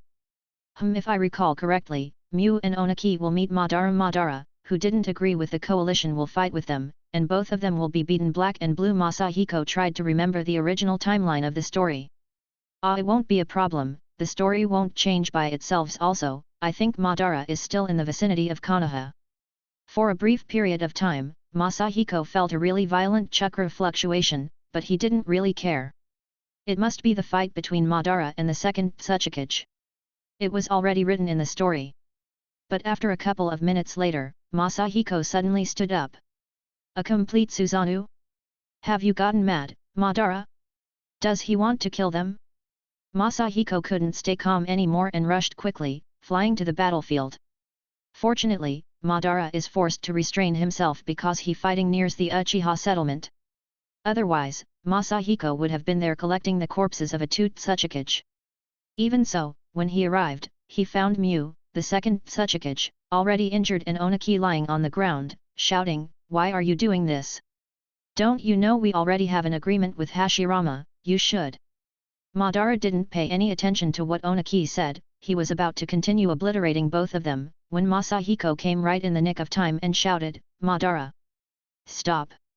Madara actually stopped. Masahiko felt like he has finally reached out to Madara's heart, but got surprised by the backhand of the Susanoo heading right toward him. Masahiko can't escape, he's ready to make a counter-attack to save himself, but he knows, by doing this, a fight between him and Madara is inevitable. Right before Masahiko could cast his technique, Tobirama and Hashirama came, and the latter shouted, "Madara! Stop!"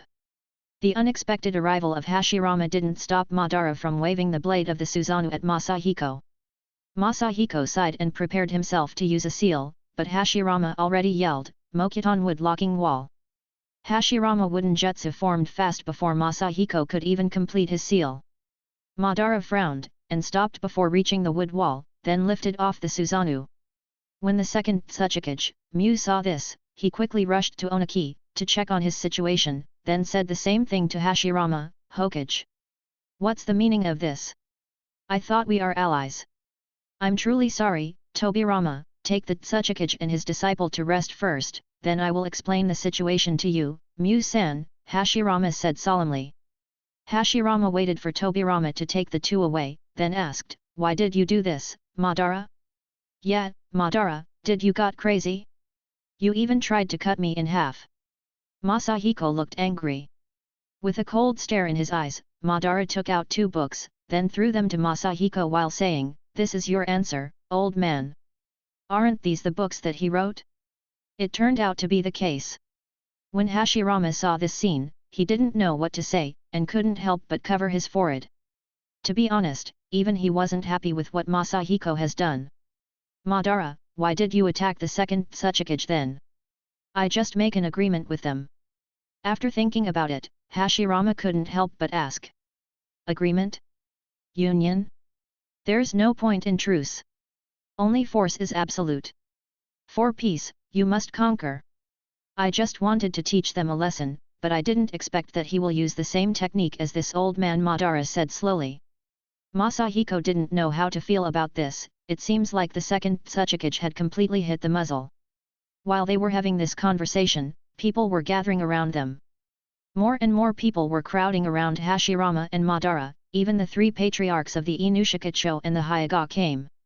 Masahiko winked at Hashirama, signaling him to disperse the crowd while he tries to talk with Madara.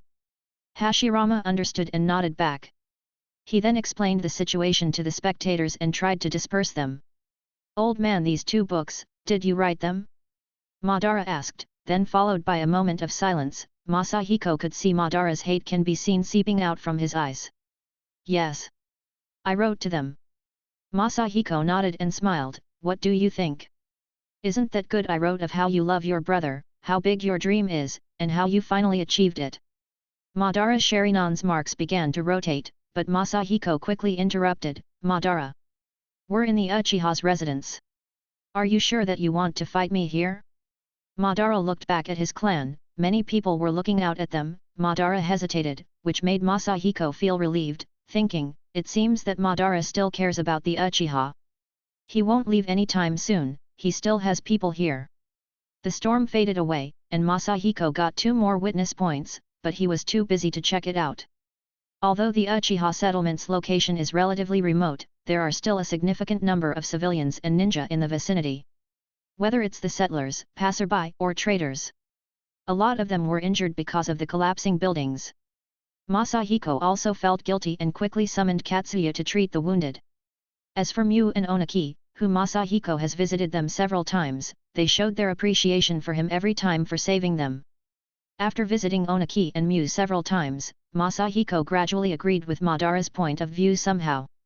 Strength is necessary to maintain the balance, although the way Madara expressed it is not the best way at that time. He wanted to share this idea with the council, but he feared that it will cause the storm to break out again, thus, he kept to himself and never mentioned it again, until Miu and Onaki recovered from their injuries and were ready to leave Konoha. Masahiko stopped Miu on the way out, "Second Tsuchikage, as both of us are dust shinobis, I hope to learn much from you." Miu's face changed, "Dust release is my developed technique. Where did you learn it?" Masahiko just laughed, "Don't mind the details. Maybe we have family ties related to 500 years ago." Miu. He said that they are gonna learn from each other. But in reality, it's just an exchange of dust release blows, they didn't stop until they had a tacit agreement to stop. There are only a handful of people whom Masahiko knew could use the dust release technique. And a lot of people who want to learn it too, also a few forms of another Kekii Genkai. But the people here only rely on talent, while Masahiko relies on adding points to a specific attribute. Thus he can feel that his strength and Miu's strength is on the same par. If they continued, I'm afraid, only one man will walk out of this alive. Masahiko looked relaxed, after all, he didn't use his sage mode, nor the 8 gates, and at the same time, Madara was right, the display of Masahiko's strength indeed shocked Miu, his heart is now even heavier knowing that even Konoha's elder is stronger than him. It seems that making an alliance with Konoha was the right choice. In the afternoon on the same day, Hashirama, Masahiko, and a few other people take Miu and Onaki to the gate of Konoha and bid farewell to them as they will go back to Iwagakure. These days, because of the previous incident with Madara has caused a lot of collateral damage to the civilians, the Uchiha clan image got worse. The conflict between the Uchiha and the other clan has escalated even more. Everyone in Konoha now stands on the opposite side of the Uchiha. Masahiko's remorse was getting stronger and stronger, he felt really bad about this. Masahiko thought about working harder, and hurriedly finished his 3rd book and put all of his emotions in it. He really wanted the village to understand Madara, he really didn't want to see him go away 2 days later. Everything was in order, Masahiko was preparing to send the manuscript for printing, but he got found by Hashirama, who was looking for him. The first sentence that Hashirama said to Masahiko has stunned him badly. "Second Grandpa, Madara left." Then suddenly sentence appeared in front of Masahiko, witness, and slightly changed the side story of Naruto World, the break of Uchiha Madara. Obtained +5, *2, witness points. Chapter 67, It's Not My Fault. Upon hearing the news of Madara leaving the village, Masahiko sighed, putting down his 3rd book.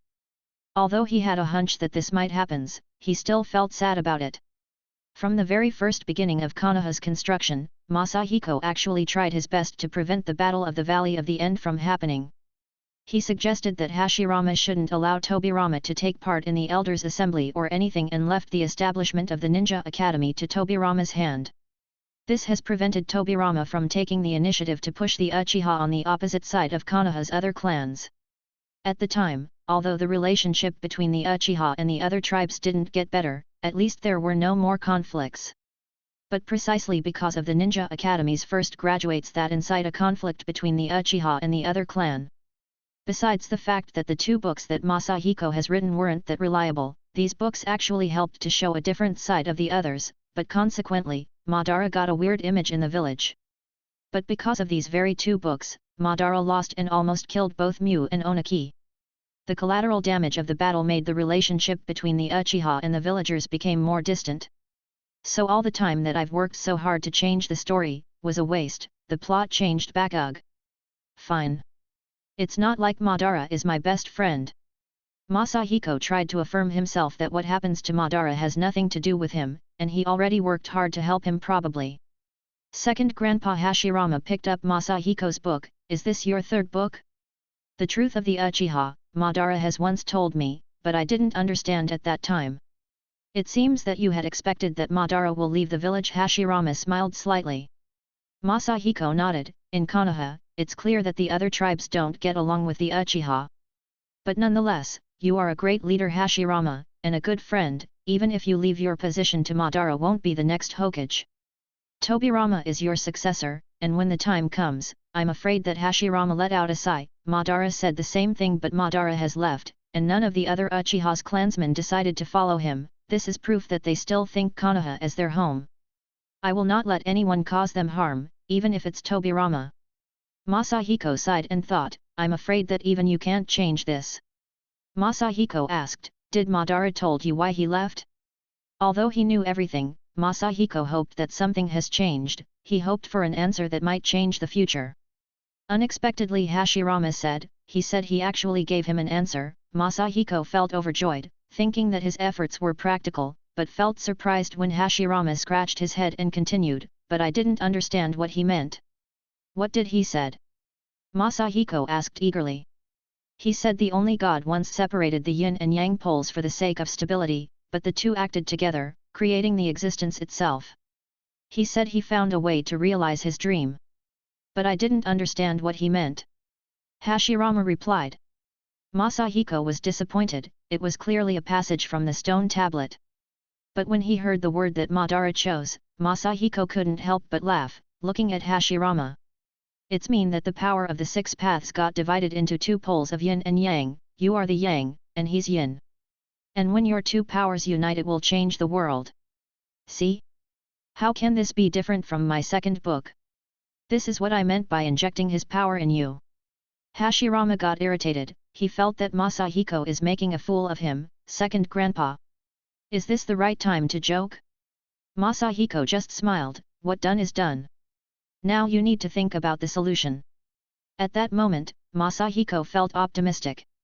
Although he failed to prevent the Battle of the Valley of the End from happening, he managed to change the original plot. In the original story, no one could intervene in the Valley of the End battle. But Masahiko can. All that he needs to do now is to change the outcome of the battle.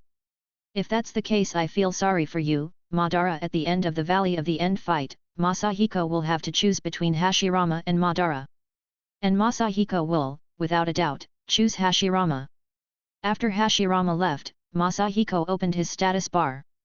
Name, Uzumaki Masahiko. Age, 21 years old, Endurance, 1045, plus, Physique, 903, plus, Technique, 4963, plus 10, Interchangeable, 3 Body Technique, LV10, 100,000, Max Level Throwing Technique, LV10, 100,000, Max Level Dust Release, Jinten, LV7, 183, 6579, plus, Water Attribute, LV2, 10,000, plus, Lightning Attribute, LV5, 200,007, plus, Sealing Technique, LV8, 100, 3328, plus, Yang Attribute, LV6, 400,000, plus, Yin Attribute, LV6, 510,000, plus, Special Skill, Mind's Eye of Kagura Mining LV6, 10,030, plus, Black Smithing, LV8, 40,059, plus,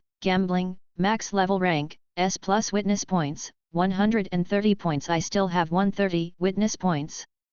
This is not enough to raise all 5 attributes to LV5, then it's for the Yin and Yang attributes. Masahiko muttered to himself. The last time I spar with Hashirama, I could sense that he was stronger than before. In contrast, Madara must have grown strong too. Therefore, if Masahiko wanted to change the outcome of the Valley of the End battle, first, he needed to get stronger. Masahiko slightly hesitated, then he added 60 points to the Yang attribute and added 49 points to the Yin attribute. Yang attribute, LV8, 1 million, plus, combinable with Yin, Yin attribute, LV8, 1 million, plus, combinable with Yang. Masahiko took a long breath, then let it out. and felt like something inside his body is shifting and changing, a feel of rapid progress. But the combination of the yin and yang attributes what surprised him even more. Name, Uzumaki Masahiko, age, 21 years old, endurance, 1502, plus, physique, 1398, plus, technique, 6782, plus 10, interchangeable, 3 body technique, LV10, 100,000, max level throwing technique, LV10, 100,000, max level dust release, Jinten, LV7, 183, 6579, plus, water attribute, LV2, 10,000, plus, lightning attribute, LV5, 200,007, plus, sealing technique, LV8, 100, 3328, plus, yang attribute, LV8, 1,000,000, plus, asterisk can be combined with the yin attribute. Yin attribute, LV8, 1,000,000, plus, asterisk can be combined with the yang attribute. Special skill, Mind's Eye of Kagura mining, LV6, 10,030, plus, blacksmithing, LV8, 40,059, plus, gambling, max level rank, SS witness points, 21 PTS. SS.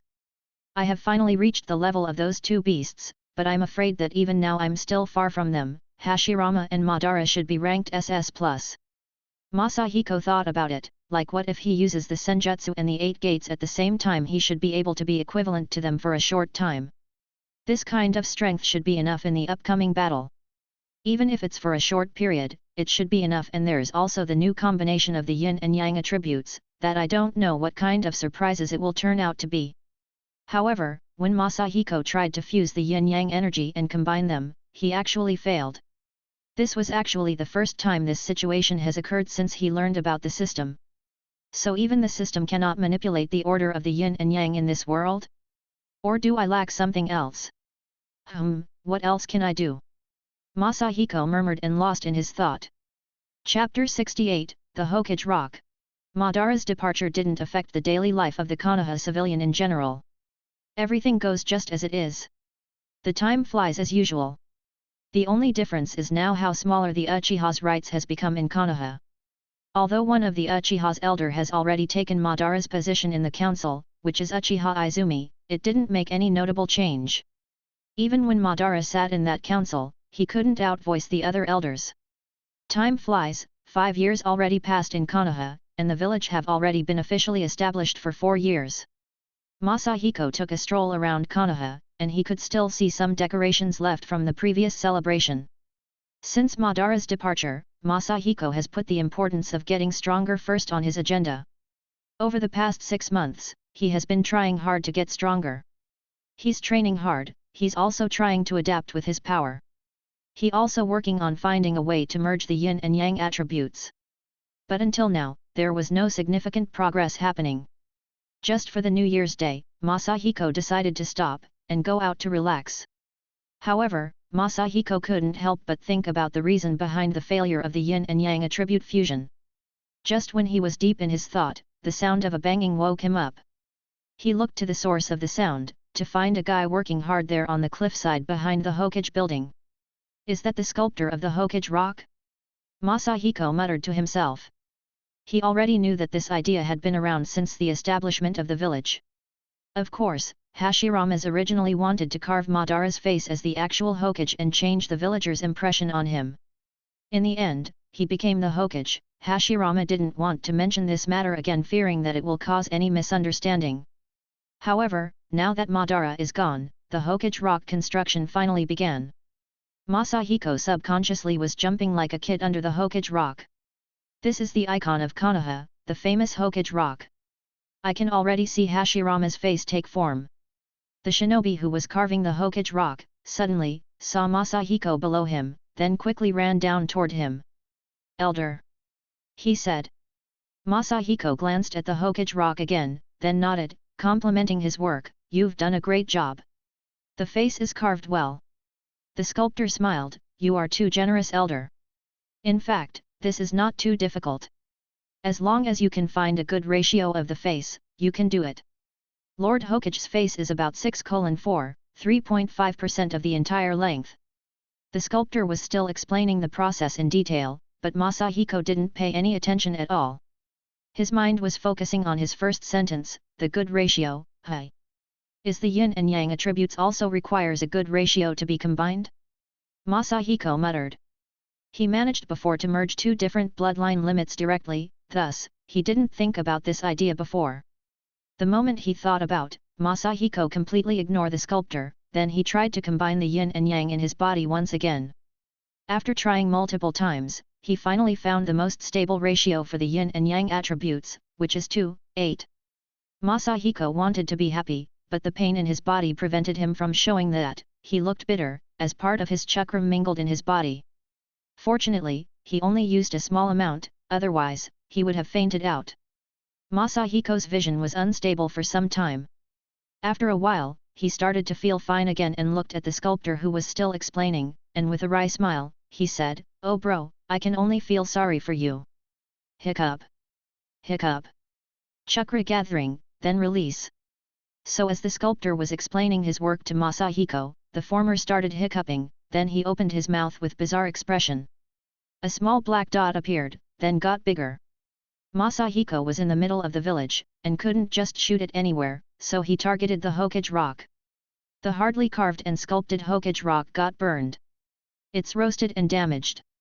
Elders. You. Sorry, I didn't know what was happening. It seems that I have created a Baijo Yodama, tailed beast bomb. After half an hour.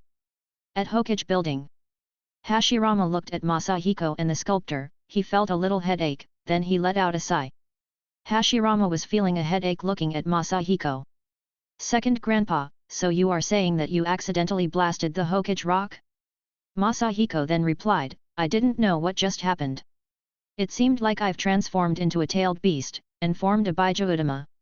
Obviously, no one believed him, but Masahiko doesn't know how to explain it any better. Then Masahiko took the initiative to came up with a solution. Don't worry, isn't it only the Hokage rock? I, the second grandfather, will personally carve it for you. Elder Masahiko, you don't have to do that. I will do it again. At first, the sculptor didn't say anything. After all, one was the Hokage, and the other was a great elder. But when he saw how Masahiko offered to sculpt it by himself, he couldn't hold on to such an idea. For him, it would be an excellent achievement for a sculptor to make the Hokage rock with the face of the very first Hokage. He doesn't want to give up on such a fantastic opportunity. Masahiko also thought the same, and said, let's do it together then, after all, two people will do it faster. So, for a while, Masahiko joined the carving of the Hokage rock. In the beginning, of course, there was a lot of confusion, mistakes, and out-of-order things. This is Masahiko's first time carving anyway. And somehow, the sculptor's job didn't get lighter but become heavier. However, one day later, Masahiko already became a master of sculpting, which made the sculptor actually feel amazed. The reason is, of course, because Masahiko used a little of his witness points to boost his skill. Sculpting, LV6, 10,000. Although he still has 20 witness points, he didn't put much in sculpting, because he didn't need to become the legendary Moonlight Sculptor to carve Hashirama's face on a rock. Note, the legendary Moonlight Sculptor, a popular Korean novel. If you don't know it, shame on you XD. A month later, Masahiko, who finished sculpturing the Hokage rock, stood under it excitedly. Here in the future, we will carve the face of Tobirama, Hiruzen, Tsunade, Kakashi, and Naruto. Masahiko unconsciously said. What? You can't carve Tobirama's face, he's just Hashirama's bodyguard. Second grandpa. I heard that you finished working on the Hokage rock? Masahiko suddenly heard a familiar voice. It was Tobirama. Yes, I did. Ask your brother to come and see. Masahiko turned around, smiling at Tobirama, to find that the sculptor was already gone. It seems that the sculptor already left first to inform your big brother. Masahiko said. Second grandpa, didn't you make my brother's face a little bit too serious? Tobirama looked at the sculpting and then back to Masahiko. But before Masahiko could say anything, Tobirama said, but this is just right. I think so too. If the future generation knew that the first Hokage had such a funny face, I'm afraid they would lose faith in Konoha. After a while, Hashirama joined the scene and looked very pleased with the work. It seems he actually a serious guy deep inside. Masahiko has finally finished the job, and now he had time to work on merging the yin and yang. I didn't really become a tailed beast, I'm not a Jinchuriki, after all. Masahiko tried again in an open space. And the result was the same, he spewed the Baijo from his mouth. Dang it! I've become a Baijo. He then added the 8 yin and yang chakra to his Raisin Shuriken. And its color changed to black and purple, the destructive power improved a lot, but the chakra consumption didn't increase that much. This way, besides the dust release, I have now another killer move. Although the power is not as high, it will save more chakra. But sure enough, I can shot a Baijo out of my mouth. Chapter 69, Remnant of the Past. The 6th year after the establishment of Konoha, spring. At the Uzumaki clan cemetery. Masahiko sighed, and patted Kanikiro's head, who was crying, then turned away. A few days ago, Masahiko received a message that the retired second elder of the Uzumaki was seriously ill. Masahiko and Kanikiro rushed back to Uzashigakure, but they were too late.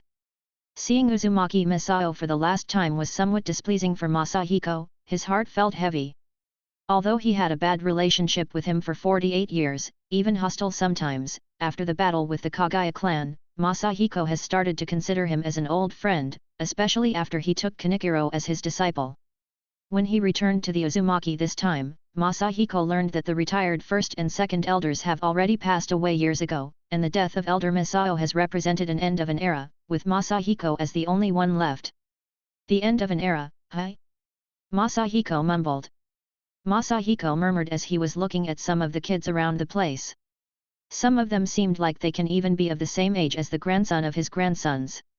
Masahiko went back to the Patriarch main hall that has been expended times and times again. He smiled helplessly at his big nephew who looked very old now, and said, "Hey nephew! Aren't you gonna retired yet? If I'm not wrong, you're 59 years old this year, almost 30 years in office. Haven't you done enough already?" The Patriarch looked up and nodded. "Uncle, I will retire next year." Masahiko stunned for a bit. He initially thought that his nephew wanted to die as a patriarch, but somehow his reign is peaceful, no more wars, and he can retire peacefully with his head still attached to his body. Then who will become the next patriarch? Masahiko asked. Masahiko has been away from Uzashigakure for more than 5 years. He didn't really know the current situation in the village. The patriarch shook his head, then let out a sigh. "It originally belonged to Kanikiro, but because you took him away now the most prominent candidate is Gensuke." Masahiko rolled his eyes. He didn't really feel right about this decision. It is evident that the most promising candidate is Kanikiro. Gensuke. Masahiko kept quiet for a while before remembering, "Is he Nanako's husband?" The Patriarch nodded. "Yes, he is. Although Gensuke's ninjutsu is not that remarkable compared to Kanikiro, he's doing a great job, and not to mention there's Nanako to help him." Wait, Masahiko interrupted. "I knew Gensuke when he was a kid. He was a very ambitious little boy. In the first physical test, he did the most push-ups, and Nanako as an assistant, she's..." The Patriarch smiled and shook his head. "You may not know much about how they become, especially Nanako. Now she has become an imitation of Mito. She's teaching the children of the tribes. Actually, she has become very popular among the clansmen." Masahiko scratched his head and sighed. In these years, Masahiko realized that he didn't pay much attention to his 2 female disciples. And what about Yuriko? It's the same for Yuriko. She was teaching the youngster. And she had already married 2 years ago. Now she's pregnant. She's currently staying at home waiting to deliver her baby, the Patriarch slowly answered. Masahiko nodded and thinking, "Nothing is better than my own home, I guess. When you retire next year, go to Konoha. I will give you my elder position even though you will become an ex-patriarch of Uzashigakure, but should enjoy your pension in Konoha. You've been busy with the clan's affairs for all of your life." The Patriarch nodded in agreement. Saying goodbye to the Patriarch, Masahiko went to visit his disciples. Nanako was no longer a hot young girl. When Masahiko saw her, she was holding a 6 or 7 years old boy, with a gentle smile on her lips. It looked familiar but also strange. Masahiko felt some kind of unreal sense looking at her. Yuriko wasn't the same snotty little crybaby from before now, she's a graceful woman. She was holding her bully when Masahiko first saw her. Masahiko felt shocked at that moment. Her chakra was half the amount he currently has. And he could sense 3 different types of chakras flowing in her body: fire, earth, and wind attribute chakra. And all of them are in perfect harmony with each other, all of them are honed well. If she was in Konoha, then she would be ranked as an S-class ninja. There was a guy on her side, looking at her, but he was just an ordinary shinobi. However, they looked like a happy couple. Masahiko could see the peaceful look on Yuriko's face, and couldn't bear to disturb. Leaving the home of his 2 disciples, Masahiko was in a rare depressing mood, until he returned to the cemetery, and saw Kanichiro in front of his grandfather's grave, bouncing and vowing with his fist clenched that he would work harder in practice. At that moment, Masahiko felt better. Sure enough, just like always, I'm a lonely dog, with Kanichiro as the only company in my life, Masahiko sighed. He may have said that, but at that moment, Masahiko was actually happy. Kanichiro, let's go back. Oh, sensei. Kanichiro answered. The 6th year since the establishment of Konoha was also an important year for the village. Most of the clans and families there had a change of generation, where the old elders and patriarch step down, and the younger generation rise. Just like the Hyuga, Abarame, Inyazuka, the Inoshikacho triad, the Heitake, most of the clans do change the generation of their rulers and elders. It's time for the newer generation to step on the stage of history. But some people like Masahiko still stay behind the scene while the others are enjoying their pension. Thus, in the next elder meeting, Masahiko faced all of these younger generations of his grandchildren. Although he took freedom in bullying them, it didn't change their attitude toward him. No matter how many meetings they had, there will always be some people behind him talking about how the villagers shouldn't rely on such an old man, which made him feel very embarrassed. Damn, my nephew. His retirement is going to take another year, which will make me have to endure this position for 1 more year. Masahiko scolded his hard worker nephew in his heart. After waiting for the 7th year, finally, Masahiko's nephew stepped down from the position of the Uzumaki patriarch and made him take his place as an elder, but then he felt even more uncomfortable. In addition to occasionally teasing Hashirama and Tobirama or their disciples, or visiting Mito and Kenji, or just strolling around the street of Konoha, Masahiko found that he had no acquaintances. I am now a living legacy of an era. Even my generation's great-grandchildren are already adults. I'm afraid after a few years. Masahiko lost in his thought, but the chatter of a couple of villagers on the street snapped him back. Hey! Have you heard? The daimyo is going to marry his little daughter to Hokage's son. Really? I'm not lying to you. Now the news already spread to the entire Konoha. That's great. Masahiko looked up at the sky, then smiled happily. Why do I feel so low? My generation has just stepped off the stage, and a new one will come to take their places. Masahiko watched the people from his generation and even the next leave one after another. It was inevitable to feel a little bit down. He actually felt like the whole world has become darker. But this conversation between the 2 villagers just now has awakened him. He then realized that he already been in Konoha for 7 years. After a few more years, he expects to see the inauguration of the 2nd Hokage. Then the 3rd. And after that, the 4th, Namikaze Minato, Naruto's father. There's no need to feel down, I've already determined to live to the end of the show. Chapter 70, A Boring Wedding. The villagers didn't know that Hashirama was living in a dire strait when the news of the marriage got spread across Konoha. At the Akimichi's barbecue stall, Hashirama sat there for a long time waiting for Masahiko to finish eating.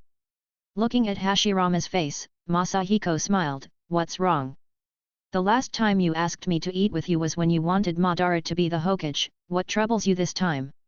When he mentioned Madara, Hashirama became even gloomier, then sighed with no explanation. Masahiko smiled and said, it was impossible last time. But you have to believe that you can rely on this grandpa on other things. Just tell me, and I will give you ideas. Hashirama kept looking at the empty plates that filled the table, which made Masahiko really anxious. He thought about it for a moment, then said, is it about Kenji's marriage? 6 years ago, I agreed on the daimyo's proposal to marry our child. You were also present at the time, 2nd Grandpa. And since Tobirama was also there, I thought he would talk to Mito about this, but after a few weeks, I forgot about it completely. Now that the rumor of the marriage is already spread, Hashirama sighed again. Masahiko just smiled and shook his head. How did you even forget to tell Mito about this? How can you forget such important things? Too late. Hashirama looked stern. You know I didn't tell her. Why remind me before grandpa? Ah, haha. Masahiko laughed stressfully. Don't you think you're blaming the wrong person? Hashirama shook his head, then let out another long sigh. Masahiko patted him on the shoulder. Don't be so sad, you still have me, don't you? I will just talk to Mito. After Masahiko said that and left, Hashirama felt relieved. However, at checkout, no matter how fat the hokage's wallet is, the amount that Masahiko has eaten was too expensive even for him, and especially at the Akimichi's barbecue stall. While Hashirama was having a tangled expression while checking out, Masahiko was already in front of Mito's house. Masahiko knocked on the door, and Mito welcomed him in. She was 40 years old now, but she still had her young-looking face. The diamond-shaped mark on her forehead was darker, and she still bears a gentle smile. She didn't wait for Masahiko to speak and took the initiative to say, "Second Grandpa, I know you coming here to intercede for Hashirama. Tell him I'm not too angry about this, you can come home. I know it's for forging a stronger relationship between the village and the country of fire. But as his mother, I should have been informed about this, Hashirama didn't tell me anything."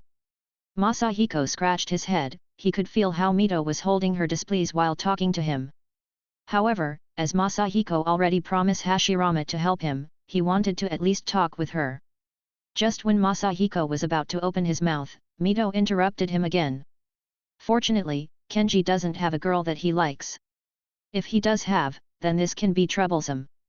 Second Grandpa, tell Hashirama that I will forgive him, but only this time.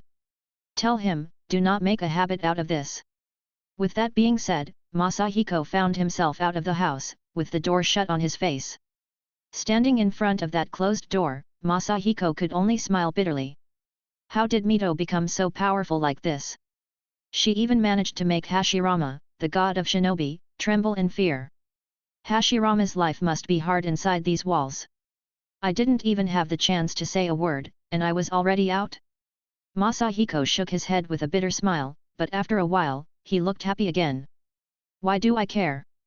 I earned a good barbecue out of this for nothing probably. 10 minutes later, Masahiko found depressed Hashirama again, then smiled, what? You're still thinking about your wallet? Don't you worry, Grandpa didn't eat all that barbecue for nothing. After I used all of my persuading skills, Mito finally forgave you. But she asked me to tell you that she let this pass, but only for this time, don't make a habit out of this. Hashirama was overjoyed, he thanked him again and again, to the point that he didn't notice Masahiko's wry smile. Hokage-sama finally solved his family affair. And the preparation for Kenji marriage has been put on the agenda. Although this world is dominated by ninja, Kenji's status as the eldest son of the village chief is the same as a noble, or even a prince.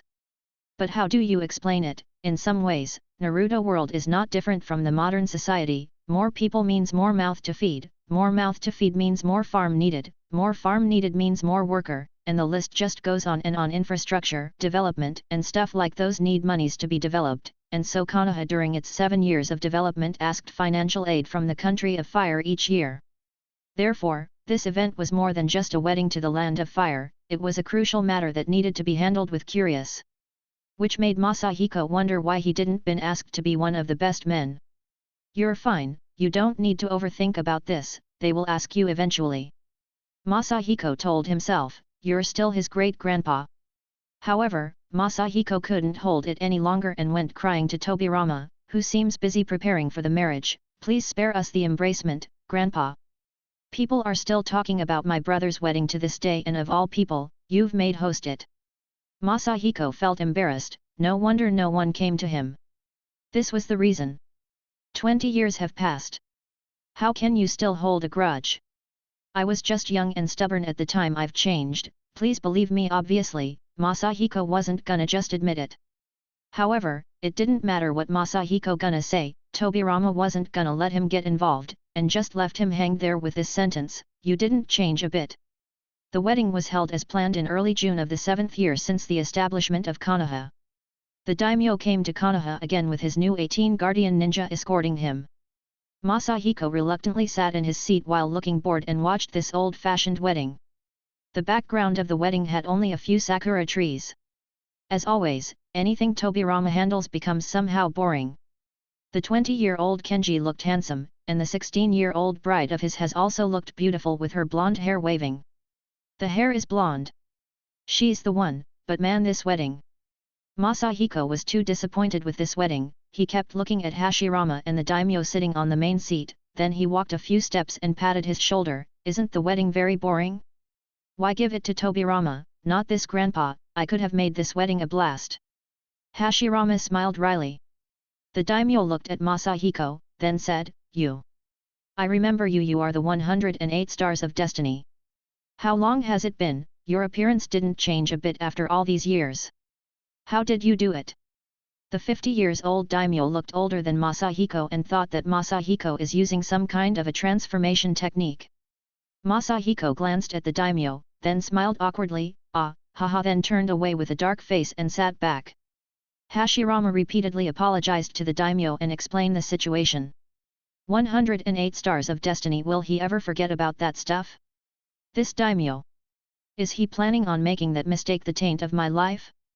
Although Masahiko felt that this wedding was very boring without his creative touch, the crowd seemed very excited and talked a lot. Even the shinobi were longing for this feeling of peace, and naturally, the citizens even more. After the marriage of the hokage's son and the daughter of the daimyo, the land of fire and Konoha will thrive more peaceful. The villagers' discussions were filled with hope. When will this boring wedding ends? Masahiko sighed. Chapter 71, Madara and Black Zetsu. 2 hours later, the wedding ceremony for Kenji and the daimyo's daughter finally come to an end, with the whole village filled with joy and happiness. Tobirama, you're a very good host. Masahiko looked at him. I'm gonna, very, proud, you, later, you, bastard, Masahiko said, but his expression was telling another story. Tobirama smiled stressfully. He really managed to make Masahiko hate him this time. Second grandpa, this thank you for your compliment. Tobirama hesitated for a long time, then he could only answer with this. Masahiko kept staring at Tobirama for a while. Hashirama was still talking with the daimyo. Masahiko tried to ease things with the daimyo, but the latter wouldn't let go. The newlyweds still didn't get used to each other. Masahiko could only shake his head, smiling. The marriage in Naruto World is strange indeed. He really wanted to go to them and tell them to hurry up and give birth to Tsunade, but he felt that it would be a little bit strange, even he couldn't say something like that. Everyone was talking about this marriage, villagers and ninjas alike. Konoha will prosper more after this marriage. An old man said this. We have Hashirama-sama as the hokage, who would dare to mess with us, a girl said. We can't rely on Hashirama-sama forever, and this is the logical response of some rational thinkers. Hashirama has become really popular, Masahiko thought while listening to other discussions. Two girls were talking about how many years the hokage can protect the village. One said 30 years, the other said 50, and later they agreed on 100 years. After a long and heated discussion, they said, Hashirama will definitely live longer than elder Masahiko. As soon as he heard that, Masahiko's face turned darker, then another girl whispered, Do you know how old elder Masahiko is? My grandfather said that he didn't change since he was a child. It doesn't matter. Hokage-sama will definitely live longer than him. The other girl replied. Masahiko shook his head and smiled bitterly. Oh girl, you will be disappointed later. Even if Hashirama survives the Valley of the End battle, he won't live up long later. So, I'm an immortal in the other young people's view? Well, for an immortal being like me who seems no longer able to hang out with people, I should go back to practice. The battle is near. This peaceful and cheering scene inside the village walls didn't spread to the outside. Outside of the village, there was a storm brewing. The Wind Valley, deep below the surface, in an underground cavern that got transformed into a huge underground residence, it consists of many rooms. Inside one of the rooms, a candle burning was on top of counter, lighting the room. Dim as it seems, the feeling inside of the chamber was indeed grim. Two people, or one person and a thing, were looking at each other. One of them was Uchiha Madara, who has left Konoha recently. After a long silence, Madara said slowly, So you're saying that you're a physical manifestation of my will? The moment Madara woke up, he found a black phantom on the opposite side, something that didn't look like a human, but spoke the words of humans, and said that it was a physical manifestation of his will. Yes, Black Zetsu answered slowly, but in fact, it was nothing but lies. According to the original plan, Black Zetsu wanted to get Hashirama's cells, when the two fought before, to help Madara awaken the Rinnegan, master the yin-yang releases, then when Madara dies, by then he will gain his trust, and he will give them to him so he could resurrect him. But his plan changed quickly, with Uzumaki Masahiko's sudden appearance. Black Zetsu originally thought that when Masahiko fought against Madara, even though he didn't die at the time, he would lose most of his life energy and would die eventually. Unexpectedly, when Black Zetsu was watching Konoha in the past 2 years, he found that Masahiko was still alive, mastered the yin and yang releases, and ready for the decisive battle between the Madara and Hashirama, without even showing any signs of again, which made him feel that something is wrong. Thus, he needed to come out. If he doesn't help Madara, the latter may die in this battle, then it will take him hundreds of years to resurrect Kaguya. You're a fool if you think that I'm stupid. After a brief silence, Madara said this sentence, but somehow Masahiko's old face appeared in front of him. He smiled, then said to him, "But you're a stupid, Madara boy." After being pranked by Masahiko for all of these times, Madara began to be quicker-witted against tricks. As a result, Madara began to doubt Black Zetsu and opened his Sharingan. "Master, wait!" Zetsu hurriedly interrupted. Although he can manipulate everything in this world, dealing with a person like Madara will always be dangerous. After that, Black Zetsu described in detail several major events that Madara has experienced throughout his life as if he's the one who lived it. Madara raised his brows, and then thought to himself, did he watch me all this time? However, Madara became more confused when Zetsu began to describe in detail his battle with Masahiko. There's no way that he was spying on us. Besides Hashirama, no one else was present there. An existence which 3 of us couldn't sense doesn't exist. I hate to admit it, but the old man's perception ability is very strong, and this guy? This shady guy, I didn't notice him when he sneaked into my house. Is he really an incarnation? Now Madara is getting more confused. He got trapped in a dilemma. The black thing in front of him was inside of his body for a long time. After a long period of thinking and consideration, Madara finally raised his head, then he looked at Black Zetsu's eyes directly and said, "I believe you." Zetsu breathed a sigh of relief, and thought to himself, "At last now you are in my grasp." Fortunately, he didn't notice that I'm the one who has written the Uchiha tablet. Zetsu then asked Madara, "According to your thoughts, you're planning on fighting against Hashirama next year, right? How do you know about this?" Madara frowned slightly, then he nodded, "Yes. Don't you worry about that old man, Uzumaki Masahiko?" Zetsu asked again. Madara smiled and shook his head, "Jiji? That 80-years-old man? The guy's fighting against his own time. He won't be a problem." Note: Jiji, Japanese, old man. Zetsu felt speechless. Forget it. He wanted to tell Madara what Masahiko was doing all of this time, but he feared that he would doubt him. At that moment Black Zetsu couldn't help but sigh secretly in his heart, "I need to think of a way to deal with that old man." Kill him? No, I'm afraid it will cause suspicion. I need to think of another way. And Uzumaki Masahiko may have some secrets. "Master, I wish you success," said Zetsu, then sank deep in the ground, and once again fell into peace. At that time, Masahiko, who has just arrived at Konoha's ninjutsu practice ground, felt a cold chill on his back. "Who's talking bad things about me? Oh, of course, that damned daimyo. Forget about it, I need to start my training, the battle is approaching, even a man in his 70s will be nervous, I shouldn't leave anything for luck." Masahiko thought for a while, frowning, "Well, there are things that I can't do anything about." Black Zetsu. "Well, come to me. Let's see who's the real trickster." Chapter 72, Chaos in the Uzumaki. After Kenji's marriage, the peaceful life lasted for 1 more year. There were no signs of Tsunade getting born anytime soon. They wanted to take things slow, but Kenji's great-grandpa didn't share with them the same idea, making Kenji feel that his grandpa looks at him strangely lately. But Masahiko was worried more about the Valley of the End battle that was getting closer. These days, Masahiko was vigilant all of the time, waiting for Madara to come. Unexpectedly another thing came out. "Uncle. Bad news." I just heard that Uzumaki got attacked by unknown and strange enemies. Masahiko frowned. Strange enemy? Masahiko had a bad feeling about this. Yes. They are strange, they were inhuman, they were all white. At first, it seems some of them sneaked to our village by using a transformation technique, then they launched an attack from inside.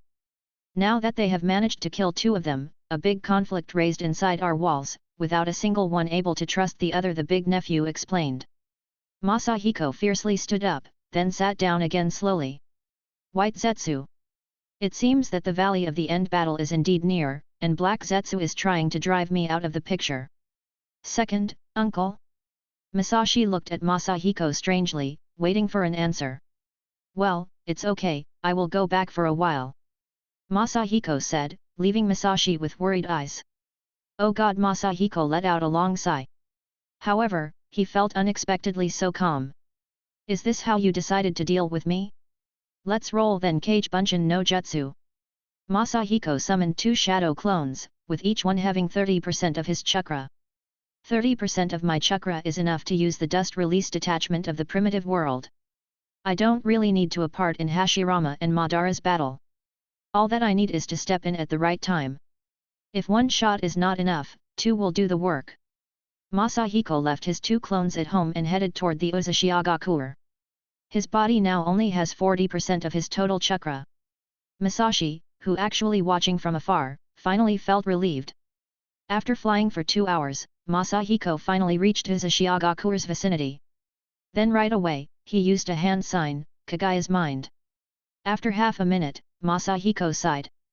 Although Kagaya's mind is already one of the strongest perceiving abilities, it was still powerless in the face of blank and white Zetsu. Zetsu's sensing ability, it's called the strongest in the original. I don't know how far is my Kagaya's eye compared to it, Masahiko murmured while flying toward Uzumaki. At the same time, in Konoha. The 2 Masahiko suddenly looked at each other at the same time, then nodded. In their perception, Madara had appeared dozens of miles away from the village. One of them immediately rushed to the hokage building, while the others stayed back. Hashirama! Madara is here! The clone shouted. Second Grandpa Hashirama raised his head, then frowned. You are a shadow clone? Masahiko's face became pale. It's not important. I said Madara is here. Hashirama stayed quiet for a moment, then said, Madara is back? Masahiko clone smacked his own face. Yes, prepare some tea for him. He's not coming to visit, you know. Hashirama's IQ finally went online, and suddenly he looked all dignified, then nodded. Let's go, Grandpa. The duo informed Tobirama, and told him to spread the word, and prepare the village for any attacks, then quickly left the village, and stopped Madara, who was rushing toward Konoha. Madara's chakra felt more vivid as they get close to each other's. Now both party is in each other's sight. Madara! You came back, Hashirama shouted. Old man! Did you perceive me coming? Wait, you are a shadow clone. Madara ignored Hashirama, and instead spoke to Masahiko. Masahiko rolled his eyes and then said, Die! You've sent your cronies to my village. I had to go back to Uzumaki, leaving only this clone. I sent someone to attack Uzumaki? Madara froze for a while, then he realized something. It must be him, there's something wrong with him, Madara said secretly. Deep down into the ground, Zetsu seemed anxious. So, old man? What your avatar can possibly do against me? Madara sneered. Let's see what a one. As Masahiko was saying, his clone suddenly disappeared. Hashirama and Madara looked at each other. That so-called incarnation of my will could cause so much trouble to the old guy? At Uzumaki, Masahiko didn't encounter any danger, but his chakra was somewhat unstable. Half an hour ago, Masahiko returned to the Uzumaki clan, and the villages were already in chaos. Sensei! Masahiko was greeted by his 2 female disciples. The moment he saw them, he felt relieved. Great Elder! Said Gensuke, the current patriarch. Masahiko looked at him and nodded in response, then he said, Show me the bodies of the 2 clansmen who got killed. Masahiko said in his heart, I'm afraid my big nephew has made a mistake, the new patriarch is not ready for this kind of crisis. However, because Gensuke is Nanako's husband and Masahiko didn't say anything. When Masahiko arrived at the place where the bodies are stored, he sighed, so it was White Zetsu. Masahiko's luck seemed like it has already run out, damn. This is a trap. I thought Madara has already reached Konoha. Masahiko glanced around, watching the people who were still on alert even with his presence, then sighed slightly. Don't be too vigilant, he can't stay hidden in my presence. As soon as Masahiko said that, a clansman behind Yuriko attacked her. Masahiko's face turned darker, but he didn't really pay attention to it. It's not easy to sneak on Yuriko, as expected, she quickly used a raise non and defeated the guy who tried to attack him. 2 seconds later, he turned into a White Zetsu. Looking at the weird eyes around him, Masahiko felt embarrassed, and in his heart, he cursed those damn White Zetsus. Even I can't tell where they're hiding. Looking at how people were more alerted, Masahiko sighed, I can use the yin and yang chakra to find them all, but if I use that I will need more chakra. If I find the perfect opportunity during Madara and Hashirama's battle, one shot would be enough. Kage Bunshin return. Then, Masahiko's clone in front of Madara and Hashirama disappeared. Masahiko, who called back his clone, bit his finger, mobilizing a lot of chakra, Kokiyos no Jutsu. Poof! With his technique, he summoned the slug Katsuyu. Katsuyu-sama, sorry for bothering you, my village is under an attack by an unknown enemy. I need you to attach yourselves to every villager, and help me determine their location. Katsuyu then nodded in agreement and broke into thousands of little slugs and attached herself to each villager. Masahiko gazed a little, then he transported the yin and yang chakra through Katsuyu to the other villagers. The moment White Zetsu came in contact with the yin and yang release, he couldn't sustain his transformation, exposing his true form. Then the clansmen hunted every single one of them. Masahiko breathed a sigh of relief. When everything was back in order again, Masahiko immediately sat down and quickly recovered his chakra. He was still having a bad feeling, maybe it wasn't this, perhaps it's Hashirama. Chapter 73, Battle of the Valley of the End. The turmoil in Uzumaki has finally been averted. The villager gradually regained their calm again. However, near Konoha, the negotiations between Hashirama and Madara begin to heat up. Hashirama. There's been no war for a long time. And the old man is not here to protect you. Kyuubi. Kokiyos no Jutsu. Madara shouted, and once again, the Kyuubi appeared in front of Hashirama. A few miles from the soon-to-be a battleground, Masahiko's remaining clone, which was hiding, heard these words, then sighed, Madara, it won't be the same as last time. Hashirama didn't have any choice. His old friend already went to the place of no return. With evident sorrow on his face, Hashirama folded his hands together. Mokuton Wood Dragon Technique. A wooden dragon suddenly appeared, then right away it entangled the Kyuubi, he shrieked in pain, then he created a Baijuudama launched destroying the dragon's head. Mokuton Wood Golem. From the body of the wood dragon, a wood golem took form. He then caught the Baijuudama with his right hand and pressed it toward the Kyuubi. With this great explosion, Masahiko's lost sight on the battlefield. After everything has calmed down again, he found that Madara has entered the majestic attire Susanoo while Hashirama surrounded by some kind of masks. I don't remember this technique, Masahiko's clone muttered to himself. Alas, Madara answered Masahiko, you've managed to withstand the destructive power of the Baijuudama. Is this the Hobi technique? After Hashirama's defensive technique was lifted, Madara quickly charged to Hashirama, but he got taken down by the wooden golem's hands. I have seen all through your attack, Madara. Hashirama shouted, Mokuton binding of roots. Wooden hands suddenly appeared from the ground around Madara and grabbed his Susanoo. As soon as it grabbed him, Madara used the lightsaber in the Susanoo's hand, and suddenly cut all of the wooden hands.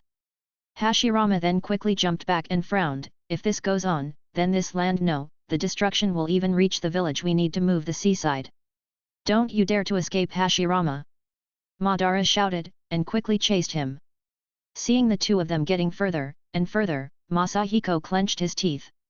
I don't think that I can compete with them, what should I do? Masahiko thought, then quickly followed them. Near the beach, the Kyuubi under Madara's control once again formed a huge Baijuudama but didn't launch it. Madara then put the Susanoo's hand against it and added a rotation force to the Baijuudama. Hashirama! You can't block it this time. Hashirama bit his finger and summoned the Rashomon, Kukiyos no Jutsu. 5-layer Rashomon. 5 Rashomon gate appear from the ground. The spinning Baijuudama then crashing with the Rashomon, its blade pierced through the 5 Rashomon like a knife to butter. Hitting the final gate, the Baijuudama bounced off the gate and changed its trajectory. The Baijuudama then flew passing Hashirama toward the sea and exploded far away. Boom! A loud explosion sound emitted. Masahiko's, who was running toward the battlefield, froze for a moment, the land of water on the other side too bad for them. Hashirama. It's been a while since our last fight. You should that I'm different from before. Hashirama crossed his hands and said, Madara. Our efforts. Our dreams. Do you want to turn it into nothing? Our battle will achieve nothing. There's no benefit in fighting with me. It will only hurt the village and the people. It will only ruin our friendship. You're lecturing me? Madara got slightly insulted. I just don't want to kill you, Hashirama shouted. Masahiko shook his head, helplessly. Kishimoto, couldn't you make him a little bit smarter? Note, Kishimoto, the mangaka and the author of Naruto. Sure enough, the moment he heard this sentence, Madara's chakras surged violently out of his body. You mean, you can kill me if you want? No. I mean, we are friends. Prepare to die. Madara shouted, and the Kyuubi roared loudly. No, don't, Hashirama murmured. Sage Art Mokiton True 1000-Armed Buddha Cannon. The 1000-armed Buddha was once again summoned by Hashirama. This time, it was even bigger than the previous in the War of Mine, and the number of its arms was doubled. Hashirama! Madara screamed and charged toward Hashirama. Top transformed Buddha! Hashirama shouted, and the 1000-armed Buddha attacked Madara. The majestic attire Susanoo condensed and released countless small chakras spinning shurikens, cutting nearly half of the Buddha's hands. The rest of the hands hit the Susanoo, while Hashirama jumped and stood on the Buddha's right arm. A huge explosion occurred. When the explosion and dust disappeared, upon seeing that half of the Susanoo's armor got destroyed, the Buddha's right hand caught the Kyuubi's neck directly. Seal! Shouted Hashirama. Suddenly Buddha put his right hand with the ZA kanji written on it, its palm, hokage style 60-year-old technique Kakwan entering society with bliss bringing hands. Madara stared at him coldly, then jumped off the Kyuubi's head. The Buddha's hand pressed hard on the Kyuubi's head, and the former's eyes slowly closed until he lost consciousness. Already using most of his power, Hashirama couldn't maintain his wooden Buddha. After lifting it, the two then faced each other for the final physical confrontation. However, this was Masahiko's chance. He nodded, then said, I'm sorry, Madara. Senjutsu dust release detachment of the primitive world. The massive chakra fluctuation condensed in Masahiko's hand. Sensing this, Madara looked at the clone, with a surprise. That damn old guy was here. Wait, this is another shadow clone? Hashirama had complex feelings and didn't know what to do. Grandpa! Madara, watch out! However, the dust gathered wasn't targeting Madara, instead, the clone was aiming at Hashirama direction. When Masahiko was about to release it, suddenly, a black shadow got attached to his body and took control of it. Damn! Black Zetsu! You dare to appear now! Shouted Masahiko in his heart, noticing how the dust was about to get released toward Hashirama. Masahiko smiled helplessly, then disappeared with a bang. Second Grandpa! Hashirama shouted. He looked confused. He didn't notice the existence of Black Zetsu up until this moment. At the same time, he felt slightly relieved. He didn't want Madara to die. Madara was also surprised, then frowned, muttering, that guy, he claimed to be an incarnation of my will, but he can also attach himself to that old guy and manipulate him? Madara felt confused and started to doubt the whole thing. He doesn't know anymore whether he was the one who wanted to fight Hashirama, or that guy was the one who forced that idea into his mind. However, after letting out that sigh of relief, Hashirama shouted, Madara! Madara let go of all those thoughts, then continued the battle. At the Uzumaki clan, Masahiko, who was concentrating on recovering his chakra, suddenly looked anxious. He just got the information back from his clone. He immediately got up, and regardless of the fact that he recovered only 20% of his chakra, he flew out toward the battlefield. After more than an hour, Masahiko reached the vicinity of the battlefield. When he reached the place, he could only see Hashirama and Kyuubi, the battle was already over. He rushed to the center of the battlefield and saw the Kyuubi in a deep sleep, with Hashirama leaning on him, catching his breath. Hashirama Masahiko sighed, his injury and exhaustion were serious. If he was an ordinary ninja, he would have died twice. Hashirama opened his eyes, then adjusted his breath, and looked at Masahiko. Second grandpa, I killed Madara. Masahiko sighed, I see. In front of Masahiko, a sentence appeared, participate and witness the main story of Naruto World, the Battle of Valley of the End. Obtain 50 witness points. Chapter 74, The First Nine Tails Jinchuriki. Witness and participate. Masahiko sighed, then shook his head, in the end, I couldn't change anything at all. Although he got 50 witness points, Masahiko was not happy at all. He looked at Hashirama, who was adjusting his breath, then he gazed around the battlefield. But he couldn't find Madara's body anywhere. So everything is exactly the same as the original. Madara didn't change his mind on the Eye of the Moon plan. Note, Eye of the Moon plan, Tsuki no Mi, created by Uchiha Madara as a way to bring peace to the world. Masahiko took a long breath, then sat on the ground. At that moment, he also began to feel tired.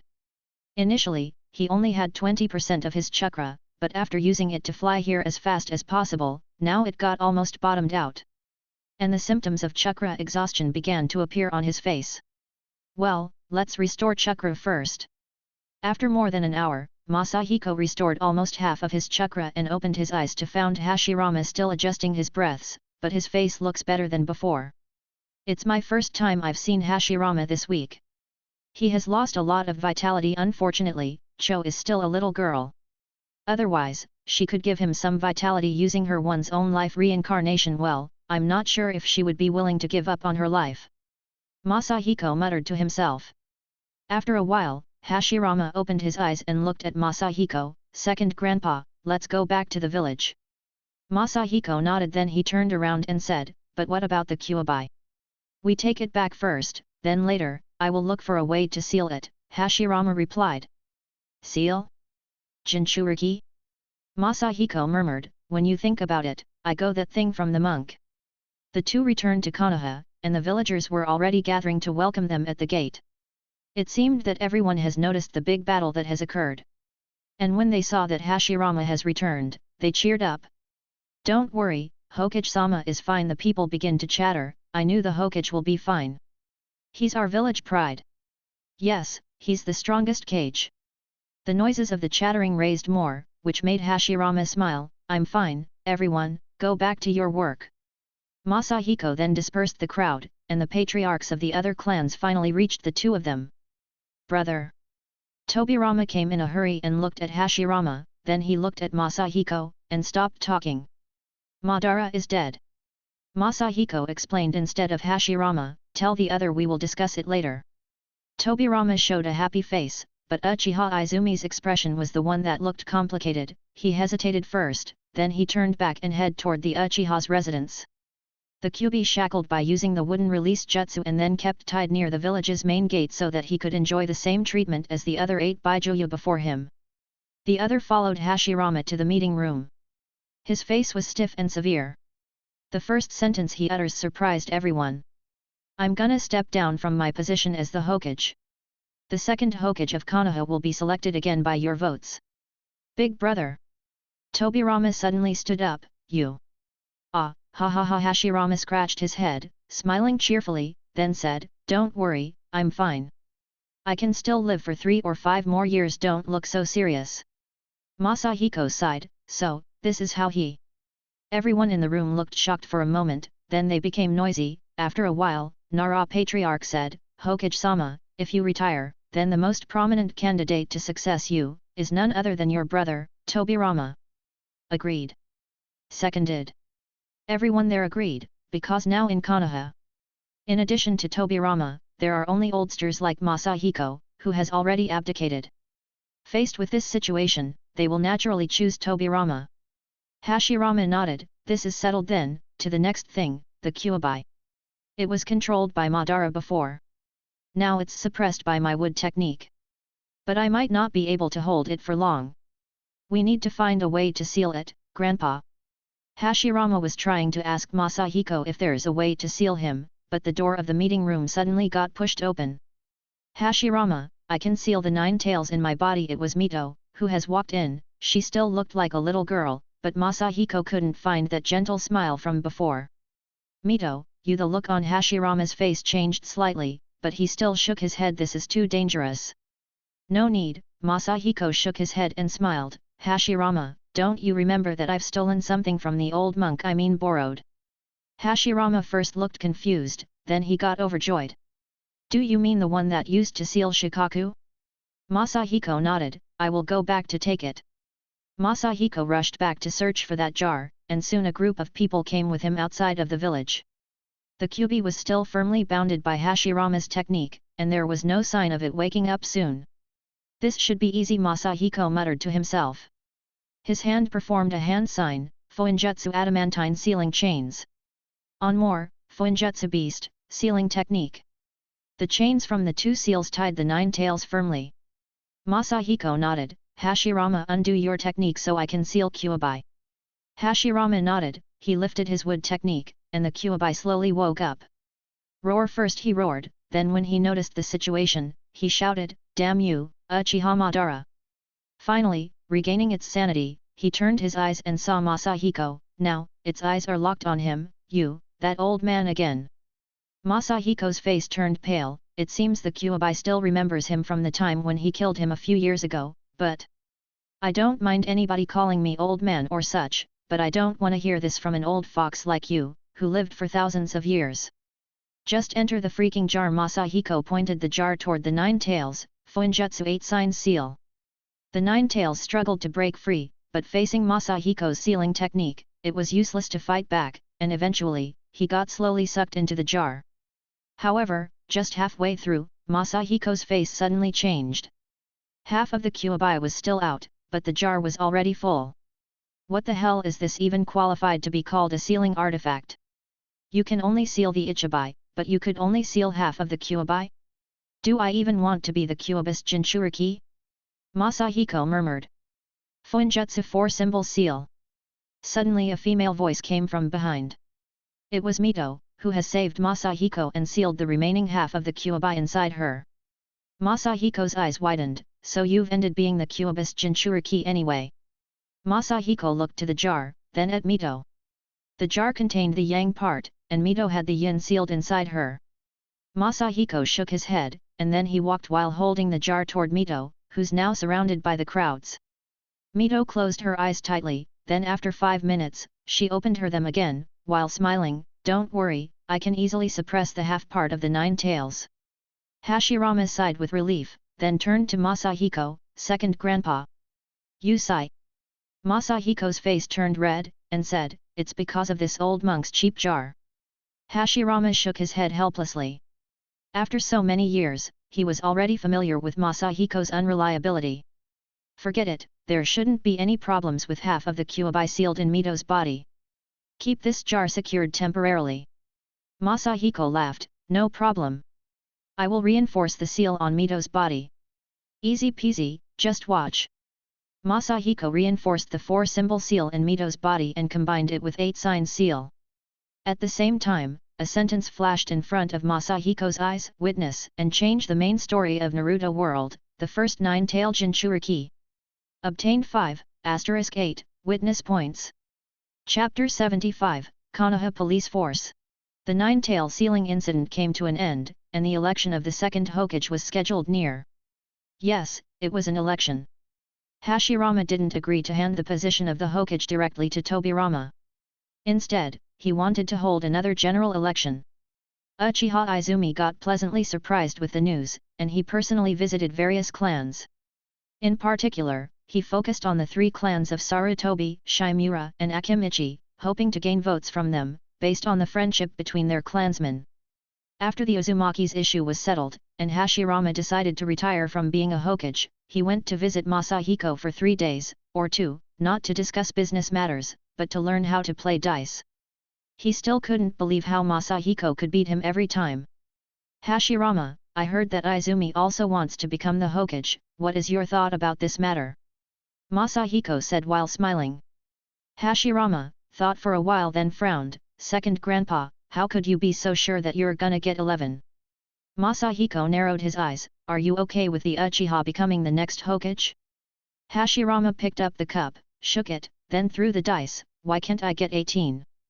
Masahiko hit the table, startling Hashirama. Then he took the cup and shook it hard. Guess what I'm gonna get next?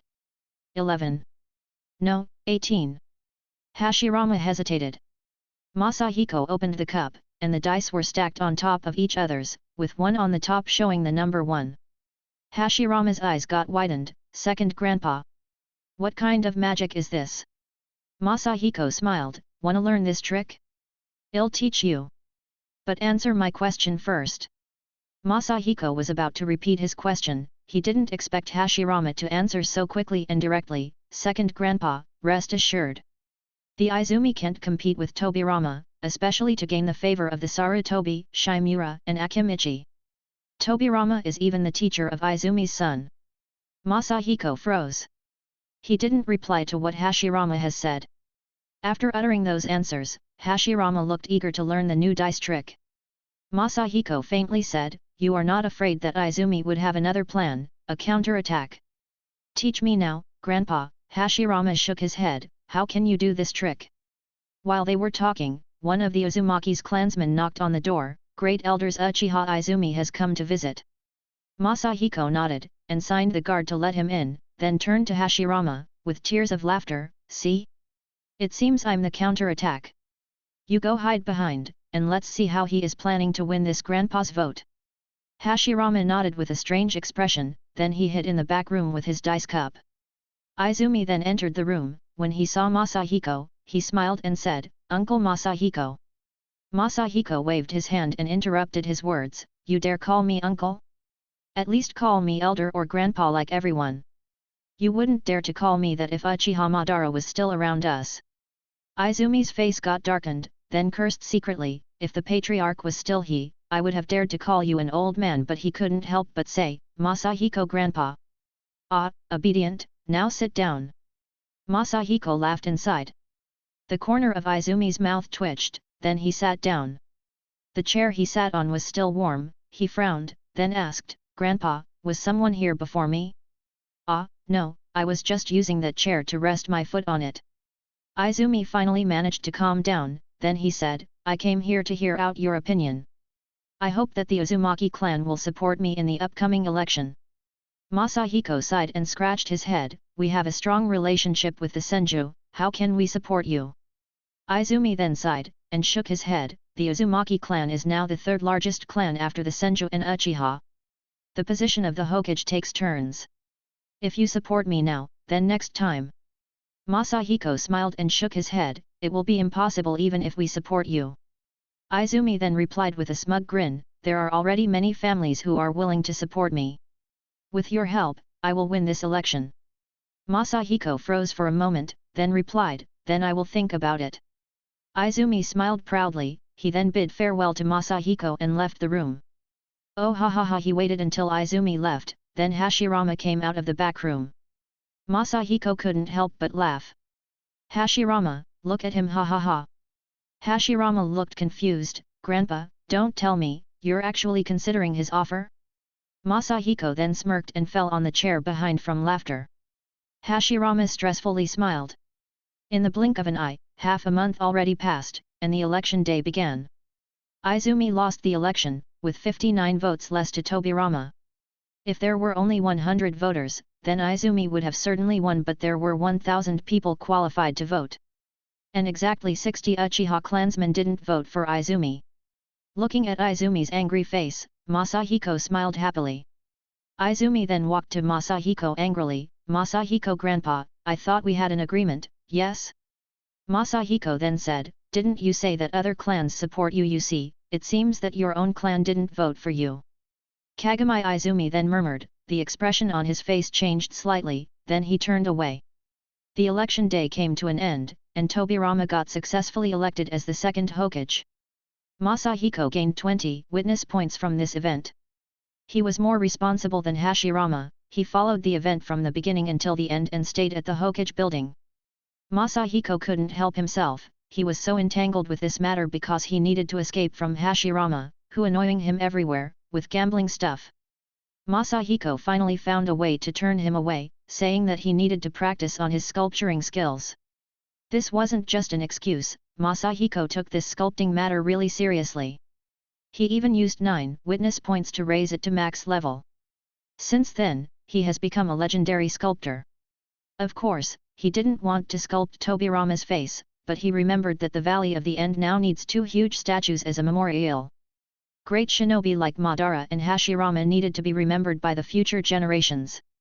While he was working on sharpening his sculptor skills, Konoha fell into a lot of troubles. Tobirama failed to fill his brother's position. The displeased Uchiha clansmen stopped working, whether it was the hospital, restaurant, school ninja, almost every place inside the village was having problems.